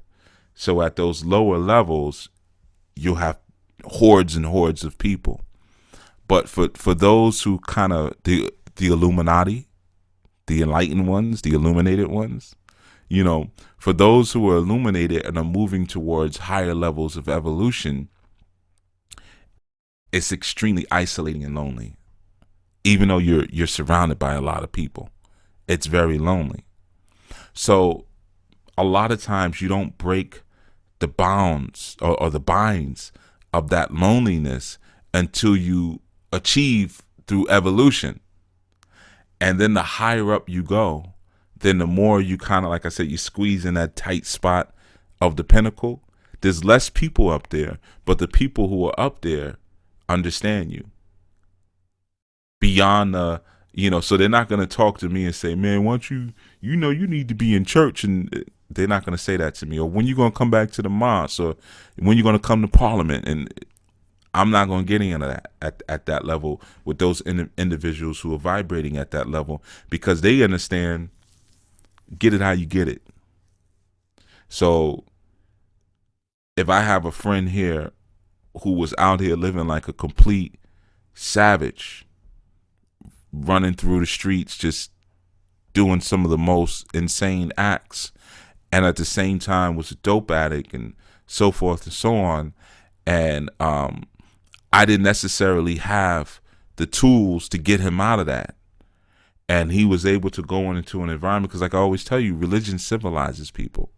That's his purpose, so that now we can have a conversation. So when he was in his jail cell and Mark Chapman was in there singing him whatever Christian song, this is back in the days, he didn't want to hear that. He's cursing them out. But after a while, through learning that religion, it civilized him to the point that now they probably go to sing them songs together when he goes there, But now we can have a conversation. Now, he's even approached me about investing in some land back home. And I told him, like, listen, man, don't come over trying to be no missionary. We got enough of that. Now, if you want to come through and set up something, we do that all day. He understands, But now we can have a conversation about these things. Now, we couldn't do that before when he was in the grips and throes of his lunacy. He wasn't able to have his redemption story. And I may not have had what he needed, because what I'm talking about goes, maybe some of these lessons are after you civilize. But he needed to sacrifice his individualism and become almost robotic to civilize. Because that's what it essentially is. You have to give up your individualism and even to some degree some of your freedoms in order to build civilization. I know a lot of times we look at civilization, we don't look at it like that. We look at it, when we get free, we're going to have a civilization. Yeah, to a degree, but a lot of your freedoms you have to sacrifice. A lot of them, in order to build a civilization. A lot of the things that you would normally do, or even some of the lower level or the base animal impulses that you would give into, you can't give into. Now that's a sacrifice of your wildness. That is on some level a sacrifice of your freedom. You can't give into those in order to build a civilization. So I may not have had that model of conformity at that time for him. I didn't have, put this suit on, wear this bow tie, do this, put these shoes on, cut your hair like this, shave your beard off, your mustache is only allowed to come to this point, this, that. I didn't have that at that time. In fact, I don't have it now, because that's not my part. This is like a relay race. That's not where I pick up the baton. I pick up after that. After now the person is cleaned up, they're off the drug, they may have a little income coming in, so they're not worried about, where am I going to sleep tonight, things like that. Now we can have a higher level conversation. So those institutions serve a purpose. They are part of the natural balance of things. Believe it or not, as much as we like to rail against them, they have their purpose and their function. And I know a lot of people don't really want to hear that, because they have latent damage or latent pain or latent stories of abuse that has happened through some of those large religious institutions. But some of you don't realize that it wasn't the institution. Sometimes it was. For some of you, it was you. And like I said, it's that we try to absolve ourselves of accountability through escapism. So we're escaping, we're moving from spot to spot to spot to spot to spot, because and really we're just, and even when we come into our spiritual knowings or we come into a deeper environment, we're still exhibiting the same antisocial behaviors. Because we know that once we socialize and get around people, our stuff is going to come out. People are going to see what's really wrong with us.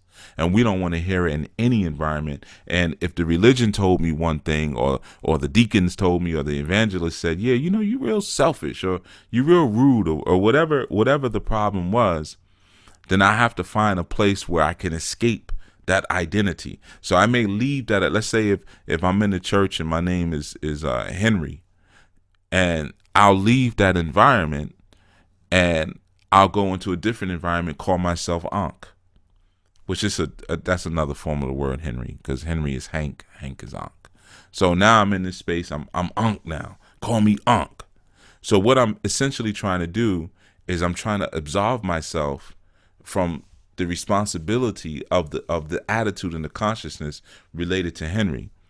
But the truth is, you can't escape like that. You have to confront, because remember, you came to the planet to change. You came to the world not to change the world, but for you to be changed by the world. That's the mission here. And we lose sight of that when we're constantly in that Oya phase of hopping around.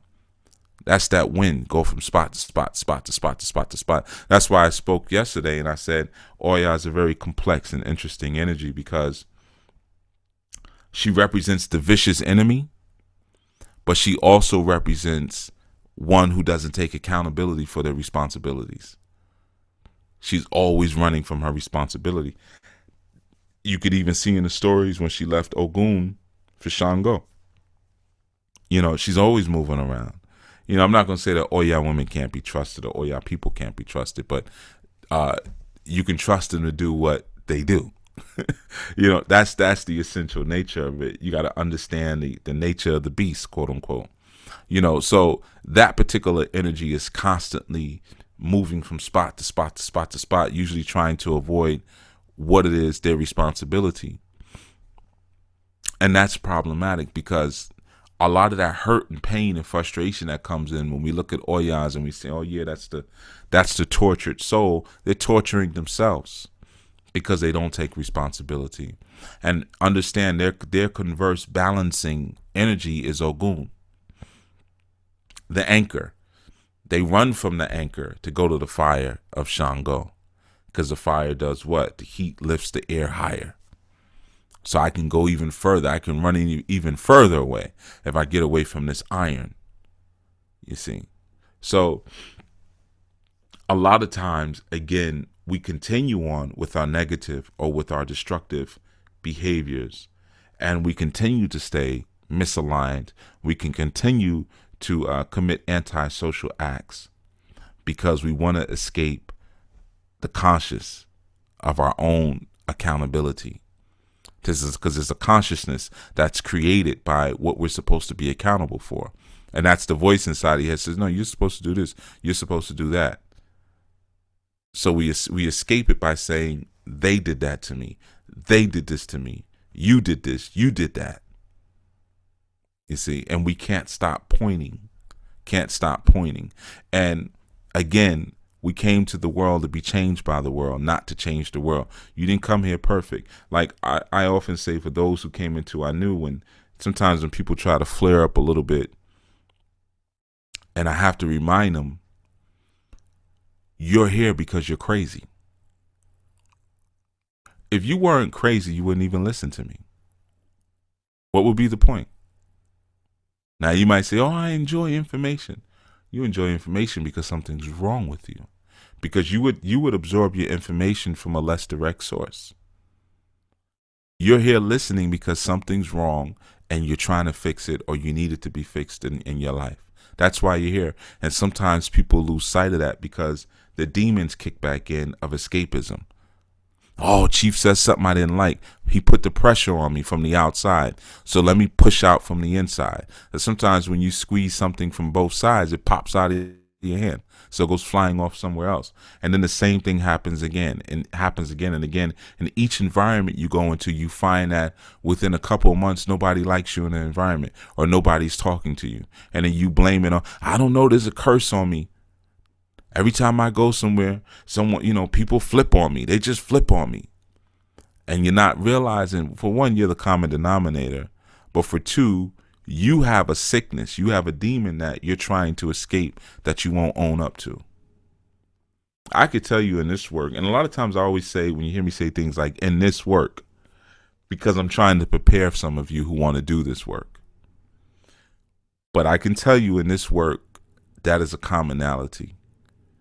You get a lot of, because people, if you're healing, you're going to attract sick people. You get a lot of and they sound just like you or I. They can construct full sentences, and they can wear matching clothes and drive cars, and everything seems normal. But sometimes people slip through the cracks. Sometimes the crazy ones, they slip through the cracks. You don't even pick up on it, and they'll start to come at you a certain way. They'll disrespect you in a certain way. They call you, just the way they come at you is just real funky. And you have those moments where you have to you start to even question your own sanity. Sometimes you'll say, man, am I making a big deal out of this? Or am I holding on to a principle or a value that doesn't mean anything? Things like that. I'll give you a small example. There's certain people I speak to who never say Chief Yuya when they speak to me. They don't think I notice it, but I notice it. They'll always say something kind of different. Hey, brother Chief, you know, yeah, big brother or something. You know, they'll come up with some little slick little thing. That's cool once in a while, but they never. And they'll be like, "Yo, what's good, big brother Chief? Yeah, yeah, yeah." You know, trying to make a joke out of it. And I noticed that little thing, right? Now, if I bring it up later, like if the person says, you know, so and so on my job said I'm disrespectful and I don't I don't respect authority, and I might bring it up. Now they may have been doing this over a year. I didn't say anything because there's other things we got to address. And I say, well, yeah, I've kind of noticed that. I notice even sometimes when you address me, you kind of make it a point to not to acknowledge my role in your life. That's when they flip. What? What are you talking about? I never disrespected. You know, it goes there. You know, so sometimes it's you got to know what to say, when to say, and who you're never gonna get through to. You know, and sometimes people think that stuff is cute. Now, I never make a big deal out of it because, as you all know, I'm not big on titles. In fact, when I first started the shows, my name is Yuya. Just call me Yuya.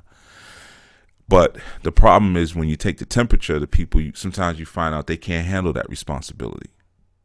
And I put a responsibility out there that people couldn't handle because they couldn't handle calling me by my name, but at the same time respecting me as a black man. That was the problem. That's a part of the sickness that we took on from the society. So now, no, you call me Chief. Yeah, so you can get your mind right. So you don't call his phone arguing or going off or thinking that you're going to call here to teach me something in grandstand. So at least maybe we can activate something in your mind. You know, now that's unfortunate that we have to go there. But that's a part of this work. Sometimes you have to put forth Western structure, sadly, for people to respect you while they're still in their sickness. So it's the same thing when we talk about the religion. Sometimes you have to put forth tenets of religion. Like if I started preaching I knew as a salvation,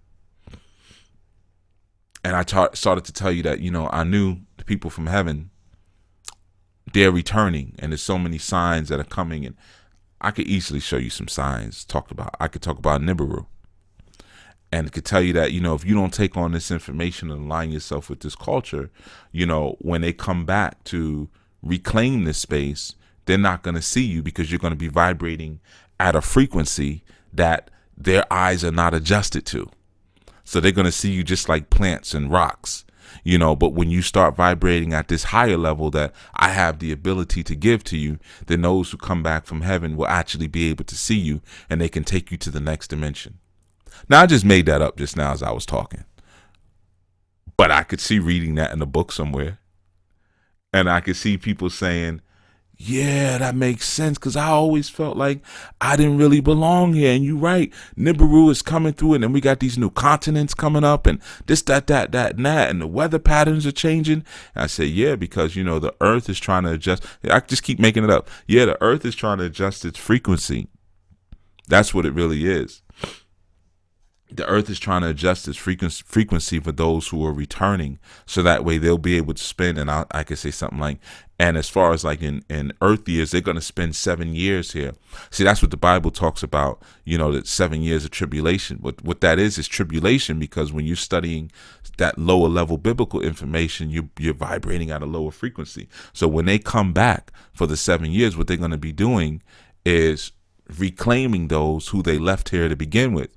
Because most of us, you know, we came to, that's why a lot of times you don't feel like you're connected to your family when you come through, because you're coming through with a different frequency. Yeah, I'm making all of this up just so you know. For those of you who are tuning in right now, I want you to know this is not our new information. I'm making it up. But if I said something like that and I religiousized it, oh my goodness, this would be like Scientology. Or like, oh man, I don't want to say that. I don't want to disrespect them.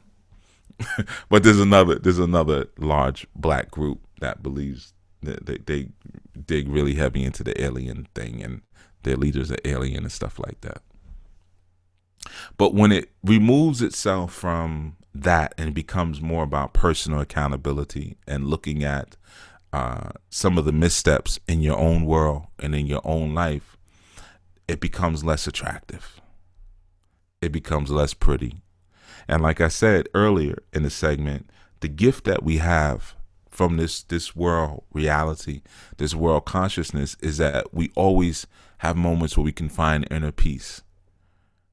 And that's a huge gift that sometimes we just neglect because we don't respect time. We have so many sick ideations that come from this culture. Like you may be with someone, you meet up. Let's say if you got to go to a movie at 4:00 and it's noon or 1:00. We have real savage and bestial phrases like, let's kill time. Let's kill some time. Let's go over here to this bar and kill some time.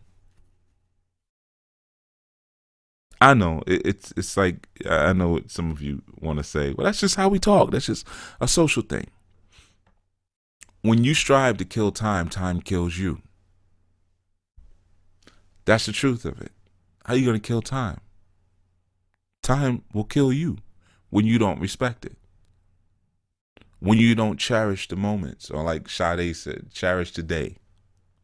When you don't cherish the moments, cherish the time, it will take you out. You see, but we acquire these very sick idioms and these mores from this society that seeks to keep you chronically fatigued. So we have 3 hours or 4 hours before the movie starts. Why don't we just enjoy the passage of time?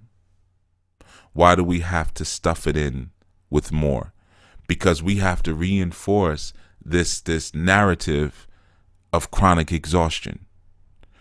Because the moment you don't, then you get the moment, you might have a Zen moment. Let's meditate for 3 hours before the movie starts. How about we do that? You might have that moment. Let's align ourselves with nature before the movie starts. Let's figure out what our natural position and alignment is supposed to be. But if we again have that tendency towards chronic fatigue, then there's certain symptoms that are going to come up. And that desire to, like you look online right now and we're inundated, because I spend a lot of time on different business websites and, things like that. Just, I like to look at new technology and just new trends and stuff like that. And you can't pass any site, Forbes to Inc.com, any of them, and not see productivity tools advertised. It's all about productivity. How can you take your work day, whether it be 8 hours, 10 hours, or for some of us 14 hours, and squeeze out as much productivity as you can out of each and every moment? Producing. You see, that's a part of the sickness that we've acquired here. So that creates, again, that chronic fatigue. So even when you go to bed at night, you sleep, you don't rest. You don't get rest, you just get sleep. And then you wake up sleepy. Why? Because in your dreams, you're still calculating and producing and trying to figure things out. Chronic exhaustion. And then once you're chronically exhausted like that, you can't see the inspiring moments for other people, like going to someone's house, like I mentioned earlier, and just enjoying a cup of tea. You don't see. Matter of fact, I tell you, one of the reasons I don't get into tea, because it takes too long to make. At least to make it, the right way and all of that. And I just, I make it sometimes. And in fact, I only really make it now because somebody gave me a nice teapot, kind that I like iron, and stuff. So I get into it a little bit more now, but I still make it wrong. I burn the leaves and everything because I'm quick with it. You see, now I'm citing myself. I'm not saying that I don't have moments of rest. I don't have moments of recuperation. I'm just giving you an example of what may happen one day, which I'm sure may reflect what a lot of people do, because we're trying to stuff time in with stuff. It's the pursuits of glutton materialism. And materialism, again, it's not just I want cars and I want money and I want jewelry. It's not just that. It's also the way we regard our time, our passages of time. That deals with materialism. Because remember, Set or Satan, those are the archetypes of materialism. Prior to being Set, he was Kronos. Kronos was also who we call Father Time. So the idea of materialism or satiation, where, Satan, satiation is the same as where you get the word, or Saturn. That idea of materialism is directly linked with the passage of time. And sometimes we forget that the things that we're striving towards in terms of our materialism are transient. So we're not building on anything eternal. So it's like it's an illusion of sorts, because time dissolves all material. That's the machine of time in that sense. But time doesn't exist in the Okan. Or the Okan is what we call the heart, or the dimension of the heart. And in the dimension of the heart is where your actual consciousness resides. Or again, in Yoruba, we're told that the Ori lives in the Okan. And let me make a little side note on that. Let me make a little left turn. I get a lot of questions a lot of times about the information that I have in terms of Yoruba culture, and just the information that I have on Ifa.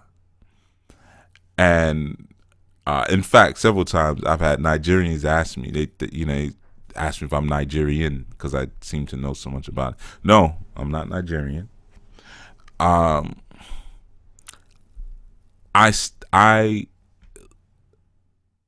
did not get all of my information from one source. Okay, so that's a lot of times the questions that people ask: what book can I find this in? So I had to tell someone recently, my teachers used to scold me for that. Okay, trying to get things out of books. I've always been a reader. I enjoy reading.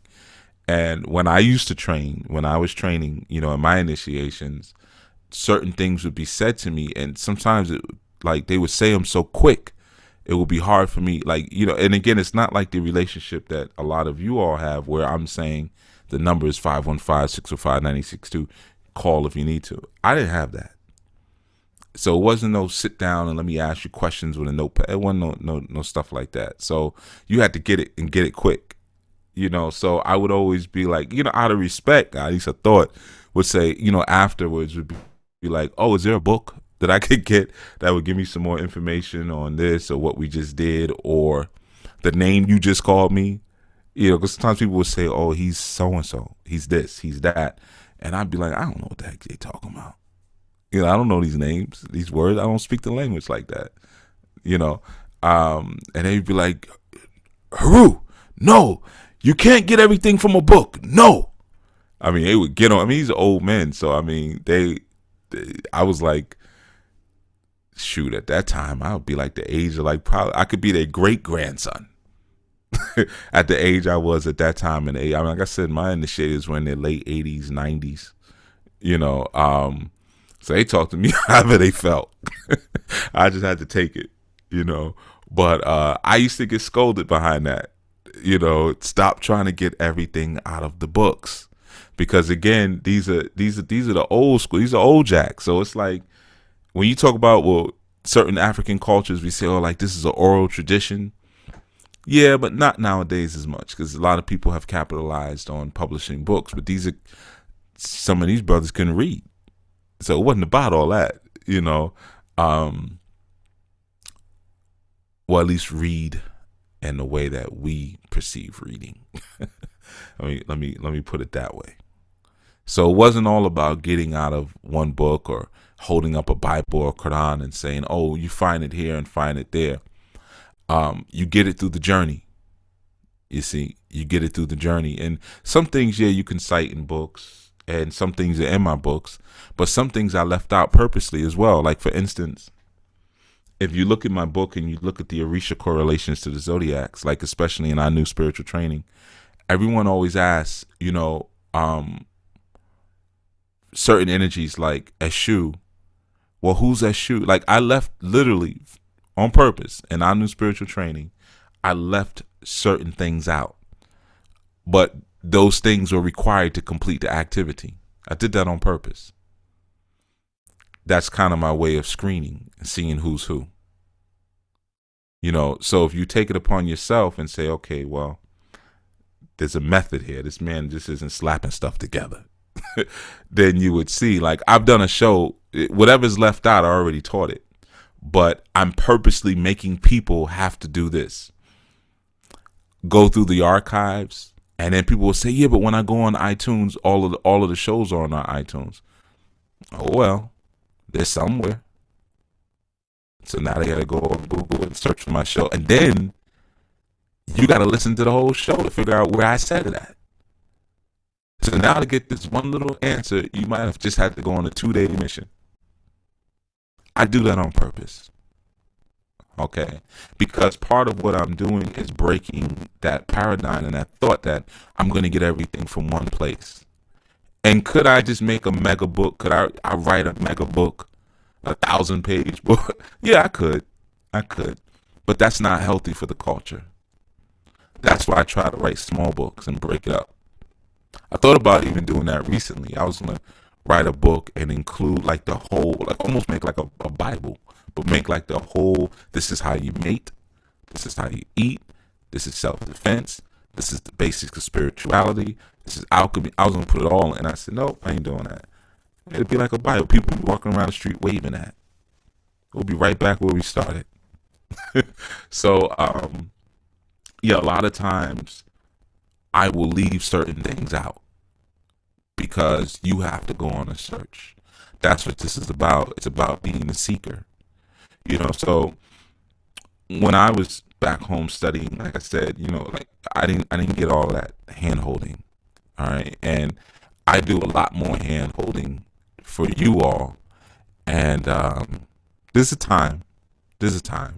And there's a time when that stops, because there's a much higher level than the things we're talking about right now.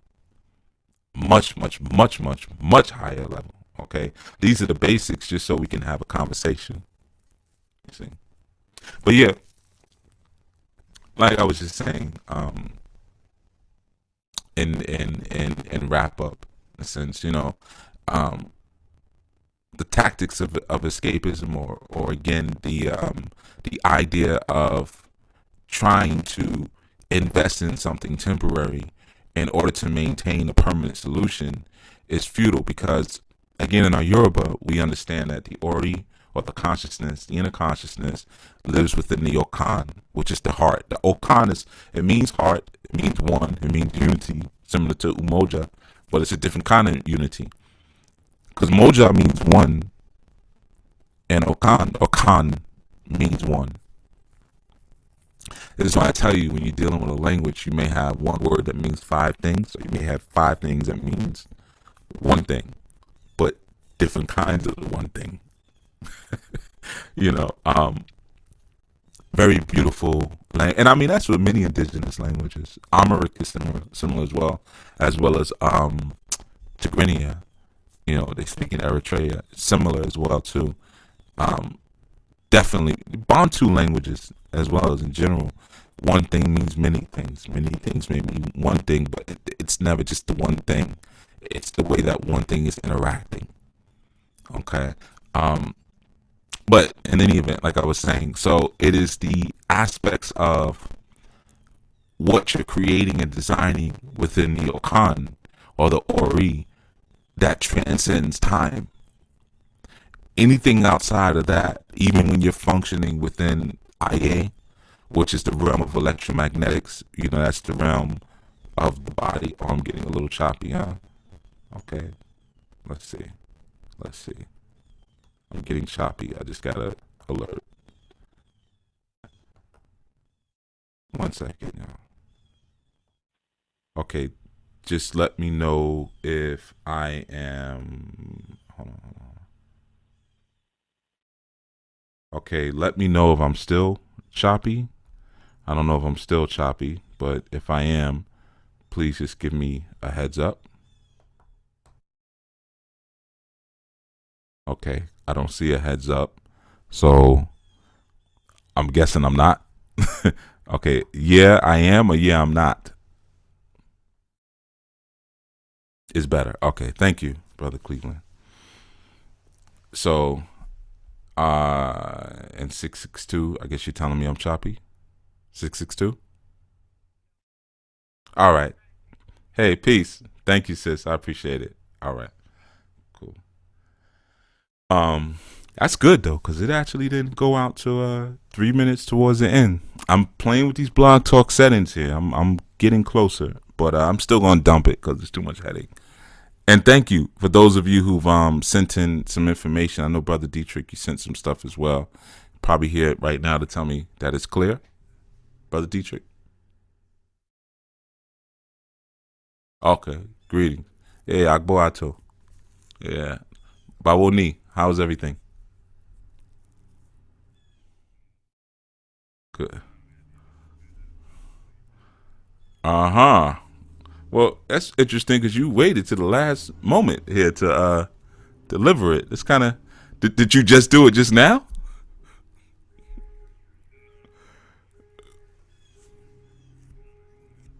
Oh, you could always interrupt the floor, the flow. Yeah, we're gonna go in the archives just to hear this. We're gonna go in the archives. Yeah. So let's hear what do we got, brother?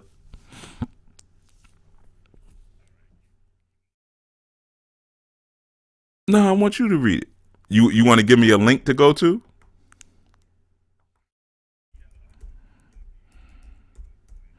All right, all right. What's the link? All right, no problem. What's the link? Mm-hmm.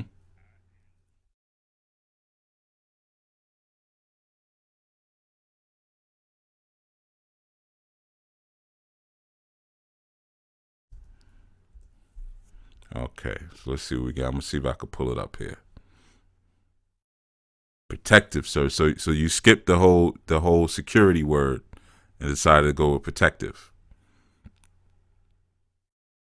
Okay, cool. Why so? Why did you do that?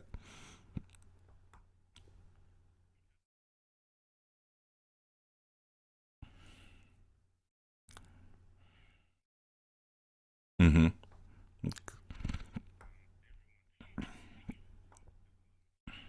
Okay, okay.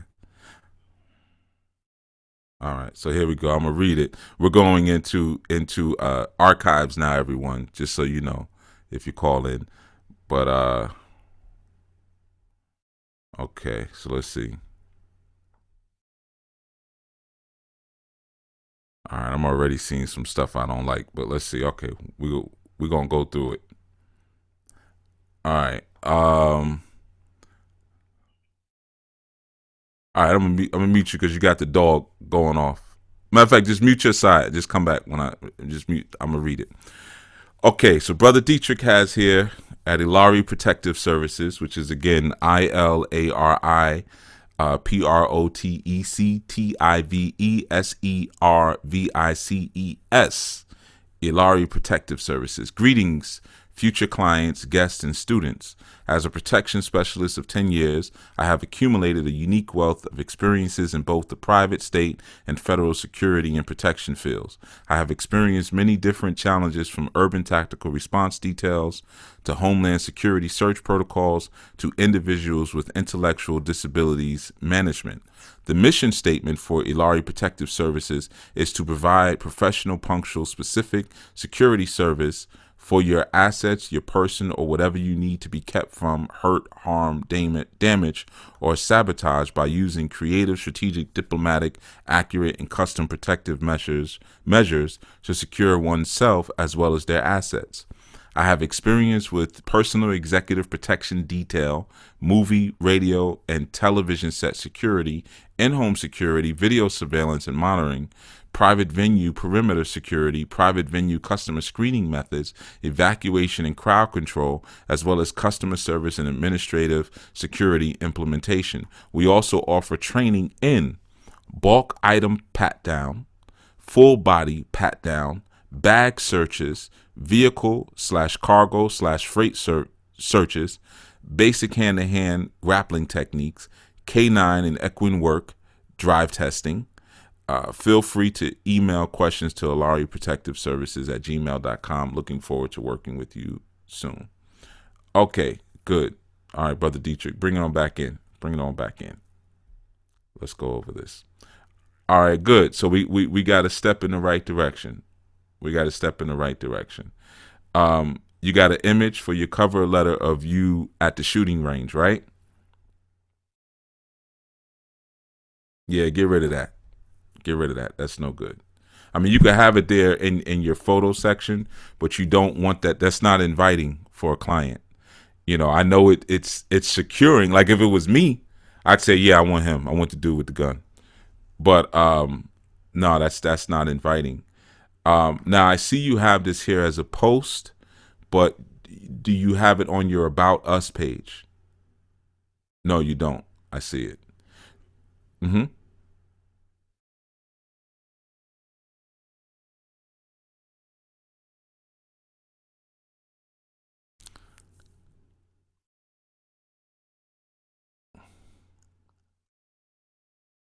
Okay, here's the thing though. Even with that, you got too many characters anyway. Like this is a lot to read. Remember, we live in the era of attention focus deficits. So people don't read as much as you might think. They scan. So basically, I want to see buzzwords when I'm looking at this, right? So like you wrote, greetings, future clients, guests, and students. I don't need all of that. Number one. Number two, you use the word I a lot, but you never actually introduced yourself. Okay, so that's problematic. In fact, it would be better to replace I with we, because now you're boxing yourself in. Because once you introduce yourself as Dietrich, and everybody falls in love with Dietrich, now Dietrich can never leave the business. What if you want to go do something else? They're gonna always say, "No, I want to work with Dietrich. I want Dietrich. He's my favorite." Get yourself out of that like that. As you design this, put this thought in your mind: I want to sell this one day. So that means it can't revolve around you in particular. Even if right now you're the only tactician, even if that's the case, because it's gonna grow anyway. You're gonna take on other brothers and sisters anyway. All right. So you want to kind of be careful with that. Also, you want to kind of really look at the more attractive buzzwords, like you have to provide professional, punctual, specific security services for your assets, your person, or whatever you need to be kept from hurt, harm, damage. That's too many words. Cut them down. You don't need so many words. That's where you're going to start to lose people. All right. So you got a lot of commas. So try to say what you're saying here in less words. In fact, you should be able to present all of this in 2 paragraphs and then just your bullet point listing. Try to cut it down to just 2 paragraphs with a bullet point listing. Okay, you want to get it to the point where you can memorize it and say it back. Yeah. I'm listening. Okay. Yeah. Yeah. It's easier. It's easier on the eyes. Okay. Also, you put your personal phone number here. Take that out and put your Google Voice number, because now that you have Ilari Protective Services at Gmail, you can attach a Google Voice number to that for free to that Gmail account. That again provides you a level of flexibility, because you may want at some point someone else to answer the phone calls for you, and you could just forward it over to their number. Again, you want to extract yourself. Yeah, that's easy. That's something that's free. Again, you want to extract yourself out of the mix as much as possible on this. All right. And I would suggest what you do is you read this, like you got those sisters at your job that you work with, right? Read the statement to them and see where they get lost at. Because like you have too many words here. So read it down to them and then say, okay, do you know what I do? And if they say, well, yeah, I mean, you do something with protection, then that means you got to reword it. If they get lost, if it's too wordy, like I should be able to know, like I know what you do based on this, but it's still too many words. Like you told me, you have personal executive protection detail, movie, radio, and television set security. I don't need all of that. You could have just said executive protection. Matter of fact, you didn't even have to say movie, radio, and television. That didn't really matter. You could have just said, broadcast or multimedia environments, something like that. Cut out all those words. Just stick with your buzzwords that mean the most. Like you said, you have video surveillance and monitoring. That could have been just video surveillance or video monitoring. But those are buzzwords that people would want to see. Private venue customer screening methods. Cool, but that should be in your bullet point list. But the reason this is good though, because at least you have all of your stuff here, and now all you have to do is just start to just move it around a little bit, so it's easier on the eyes. I should be able to look at this and within maybe 5 or 10 seconds know if I want to hire you or not. That's how you want to present it. So that first line is even critical. Again, and this is similar to what I told Brother Anwar. When you're presenting your business, especially in these forums like this, don't tell me what you do. I don't really care so much about that. Tell me how you can fix my problem. Start there. So start by telling me that you're the solution. Are you looking for reliable security? Are you looking for this? Are you tired of wasting your money with? Are you start there? Show me that you're the solution. Then tell me, because your history, that's cool, bullet point, but tell me that you're the solution first to the problem I'm having. So that's going to require you to sit back for just a moment. I mean, you're an insightful person, so you may not have to, but think about some of the common problems that people have when it comes to protective services. And also, you need to be telling us why it's a Lari protective services and not security services. You understand what I'm saying? Because the fact that you called it protective means that you're telling me that you're different than security services.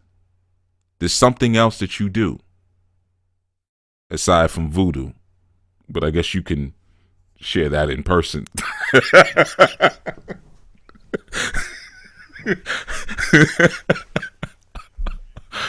Right, exactly. You got to fill that one out,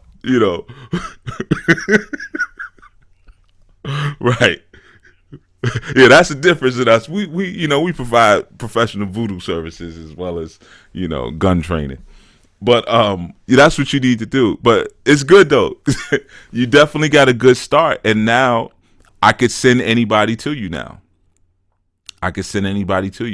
But see, you got one picture of you here with sunglasses on and all black. Then you got another picture of you shooting a gun. Now, I need to see both sides, man. I'm not saying you got to sit there and smile with some flowers in your hand, but I need to feel like I can work with you. It needs to be a little inviting. Like when you're dealing with especially personal security, as you know, because I've done personal detail, it's not always about how brolic you are. Really, it's about how smart and strategic you are, how you set the room up properly and things like that. You're not fighting your way out of rooms every day and stuff. So I need to see that aspect, because you're providing a lot of services here, but I just see you with sunglasses on and I see you with a gun in your hand. It looks like a black ops. Yeah, exactly. Looks like a black ops, plenty of fish profile. So you want to kind of, so yeah, you want to show those different sides that this is we do protective services, but it's intelligent protective services. I want to see that side of it. Okay. But again, you have a good start here. Now, once you get this mission statement together, the next step you want to do, what you want to provide is information. Give me some pointers. Like you want to do a little blog post note, you could do that right on your Facebook page. It could be 3 things to consider when hiring a professional protective services agency. You want to do a post like that. It could be something real. So it doesn't have to be long. It could just be like 200 words, like 2 paragraphs, or just bullet points. Punctuality, professionalism, da da da da da.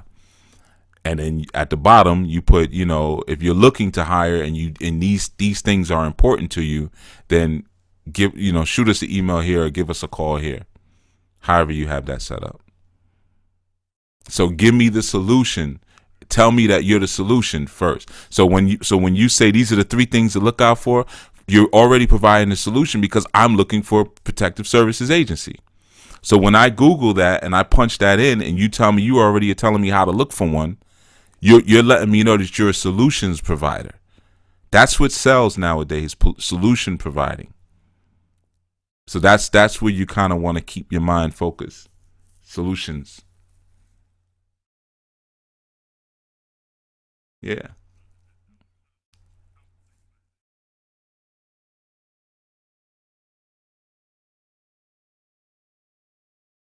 Right.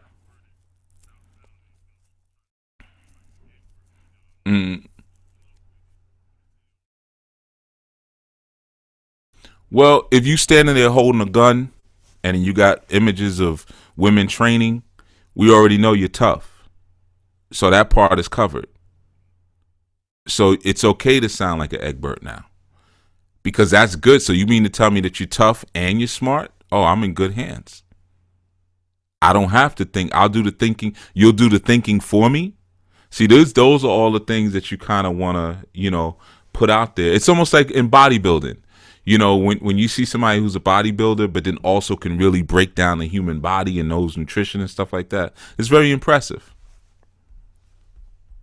So you can show us and teach us the sciences of security and protective services. That puts you at a cut above because no one really does that. All right. Show how you're unique. That's the key. Show how you're unique. But this is good. You got a good start. Yeah. And now that everybody has the address Ilari Protective Services, ILARI Protective Services, I know Dietrich will welcome your critiques, especially if those of you who have a little editing skill could maybe even help him edit the actual post, which needs to be again in an about us page somewhere, because once you start putting other posts, that's going to get drowned anyway, unless, well, you could pin it to the top on the Facebook page. But, and as far as the image that you have up top, you might need Anwar could probably help you. I don't want to volunteer Anwar, I don't know, but he or someone else could probably help you. I don't know where you're at with graphics, but what you should do for your Facebook cover page, instead of just having a picture, have a picture, but also have a bullet points of what you provide. So as soon as they get to the page, the first thing they see is what you provide without having to read anything, right in your graphic. Yeah.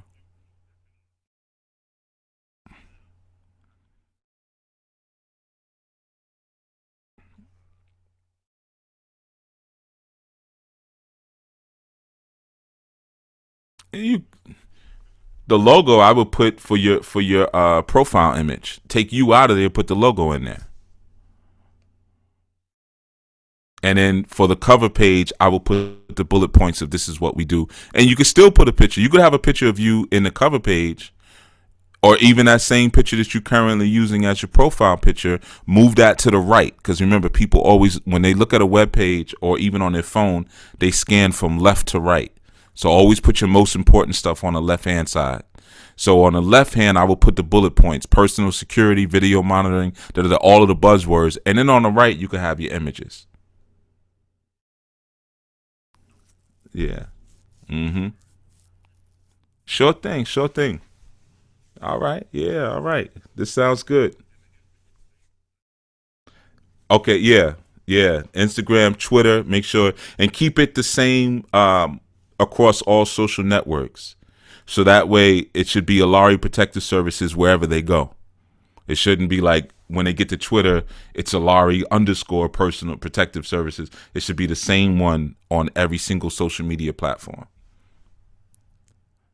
You know, yeah, and just grab a YouTube page. Create a YouTube page now. Even if you don't have any videos, create the YouTube page now. Just for later, and then you can use that for your testimonies and stuff later on. Yeah, exactly. You got it. And remember, Google owns YouTube. So because Google owns YouTube, if someone is searching for protective services on YouTube, I'm sorry, on Google, if if you have a certain amount of videos on YouTube, that will rank a lot of times higher than people's actual business websites. So you can use YouTube, yeah, you can use it as a tool like that too. You know. Yeah, man. Good work though. Good work. You getting there. Yeah, yeah, maybe even step 3. You going down a little bit, but yeah, you getting there, man. And we have a lot of business owners in Anu, so definitely tap the resources, get some guidance, especially for those who are good at wording things, and presenting information like that. Man, get that from them as well. So yeah, good work. All right, my brother. All right, enjoy your day. Mm-hmm.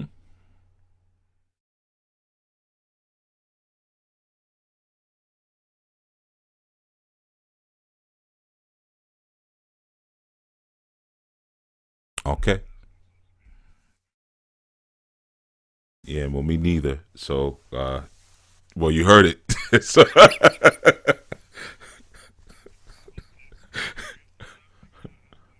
yeah. Well, we find somebody. In fact, there's a brother, Ankh. I have to email him back, brother. And if you're listening, I didn't forget about you. It's just been that busy. But there is a brother who does PR work, which would be great for you for what you're doing. Matter of fact, when I email him, I'll send him a link to the page. I'll try to get back in touch with him soon. But yeah, I know Justin is always on Twitter. As soon as I put something up, he's on it. I don't know. I don't know if he works for Twitter or something, but he's always on top of the Twitter stuff. you know. But I'm sure there's some people who could definitely help you with that. Yeah, because I'm not really too good at keeping on top of that stuff myself. I just my mind is somewhere else all day. But yeah, you put it out there, and again, I'm gonna say again, Ilari Protective Services. So for those of you who want to, you know, um, give Brother Dietrich a hand and getting his business off the ground, that's where you would go. Also, it's Ilari Protective Services at gmail.com, where you can email him. I'm not going to give you a phone number because I know you're going to change that soon. Okay. Yeah. Okay. Beautiful. All right, my brother. So, Kodopwe. Kodopwe. Yeah. All right. Beautiful. Odabo. All right, everyone. Cool. So that has been our session for today. And like I said, times will be the same for Next Strong. Make sure you tune in this Sunday for Chief Speaks. We're going to be cracking open that Equinox cola nut. I'm going to call it a cola nut. The Equinox. We're going to crack it open and see the answers that it has for us. And the men's call is also this Sunday, which Dietrich, I know you're still online, man. Bring it up. Bring up these things. Make a list of some of the things you may need during the men's call. That's what we're there for, to help each other and support each other's economy like that as much as we can. So I probably won't be on the call. I've been staying off the men's call because it's good a lot of times for you brothers to be able to interact and exchange with each other at a different kind of level. Sometimes when I come around, people, it turns into oh, Chief, why are you there? I want to ask you, but it turns into a class. And so I don't always want it to be that. So I may be on the men's call, I may not. It depends on how I'm feeling in that moment. But it's about that camaraderie, just like the women's call. It's about getting together, getting strong together. So again, I advise Dietrich, share your information on the men's call and see if the brothers can help you out. Charles is smooth. You know, that's Charles's smooth talker. That's your Shango brother. That's your brother in Shango. So, you know, I'm sure he definitely will have some guidance in terms of how to word things because he's smooth. You know, all right. So I will speak to you all this Sunday. We'll be dealing with the equinox. And again, our new spiritual training phase 1 challenge is still going on. And for those of you who would like to contribute to the challenge, we still are looking for people to contribute video testimonies of the training, and not only just video testimonies, but also blog posts and even audio testimonies. And those things can be submitted through the Anu Nation app. You know, if you're interested in doing that, there's a little form there where you can submit video, or you can even write up. You can do blog posts right there in the app. For now, you can also use this email, organizer@anulifeglobal.org, ORGANIZER ANULIFEGLOBAL.org. Okay, if you want to contribute to the challenge. And, you know, what I try to do, instead of just having me give it, because I mean, I'm teaching the class. So I tried to have students contribute to some of the challenge so you could get another voice outside of my own, you know, in terms of just some pointers and some things that maybe you went through when you were taking the class and stuff like that. And we especially need help from those who have gotten a little higher up in the class, because, you know, we got some strong contributions for like I think like the first 3 or 4 modules, but then after that, you know, it gets a little thinner because a lot of people haven't made it that far. So for those of you who have made it further, authentically made it, not just the ones who clicked through, because, you know, I took the test off at a certain point in the class, the quizzes. I did that on purpose. That was an integrity test. But I'm like, somebody said this to me before. They said, you like the guy from what is that? The Hunger Games. You know, the guy who, I don't remember, Snow. I think it's Snow, who controls manipulating people. He's like, you just like him. You always got a little game going, some type of little thing you messing with people. I guess so. But anyway, so yeah, for those of you who've gotten a little higher up, we could definitely use some contributions. So you can email that account if you want to contribute, but you can also send your input or your testimony, whatever, right through the Anu Nation Android app. All right, so I will see you all this Sunday on Chief Speaks. I think it's going to be a good show because I've never spoken about the equinox on the show. I did a YouTube video on the vernal equinox you could check out if you want, and I think it's called What is the Meaning of Easter, or something like that. What is the meaning of Easter? It's an old video, but it's like 4 parts to it. But this is the first time on Enlightenment and Transformation, and I'm cracking open the equinox. So I think you'll enjoy it. All right. I will speak to you all then. To such time, enjoy your strong end and be safe today. Be real safe. Peace.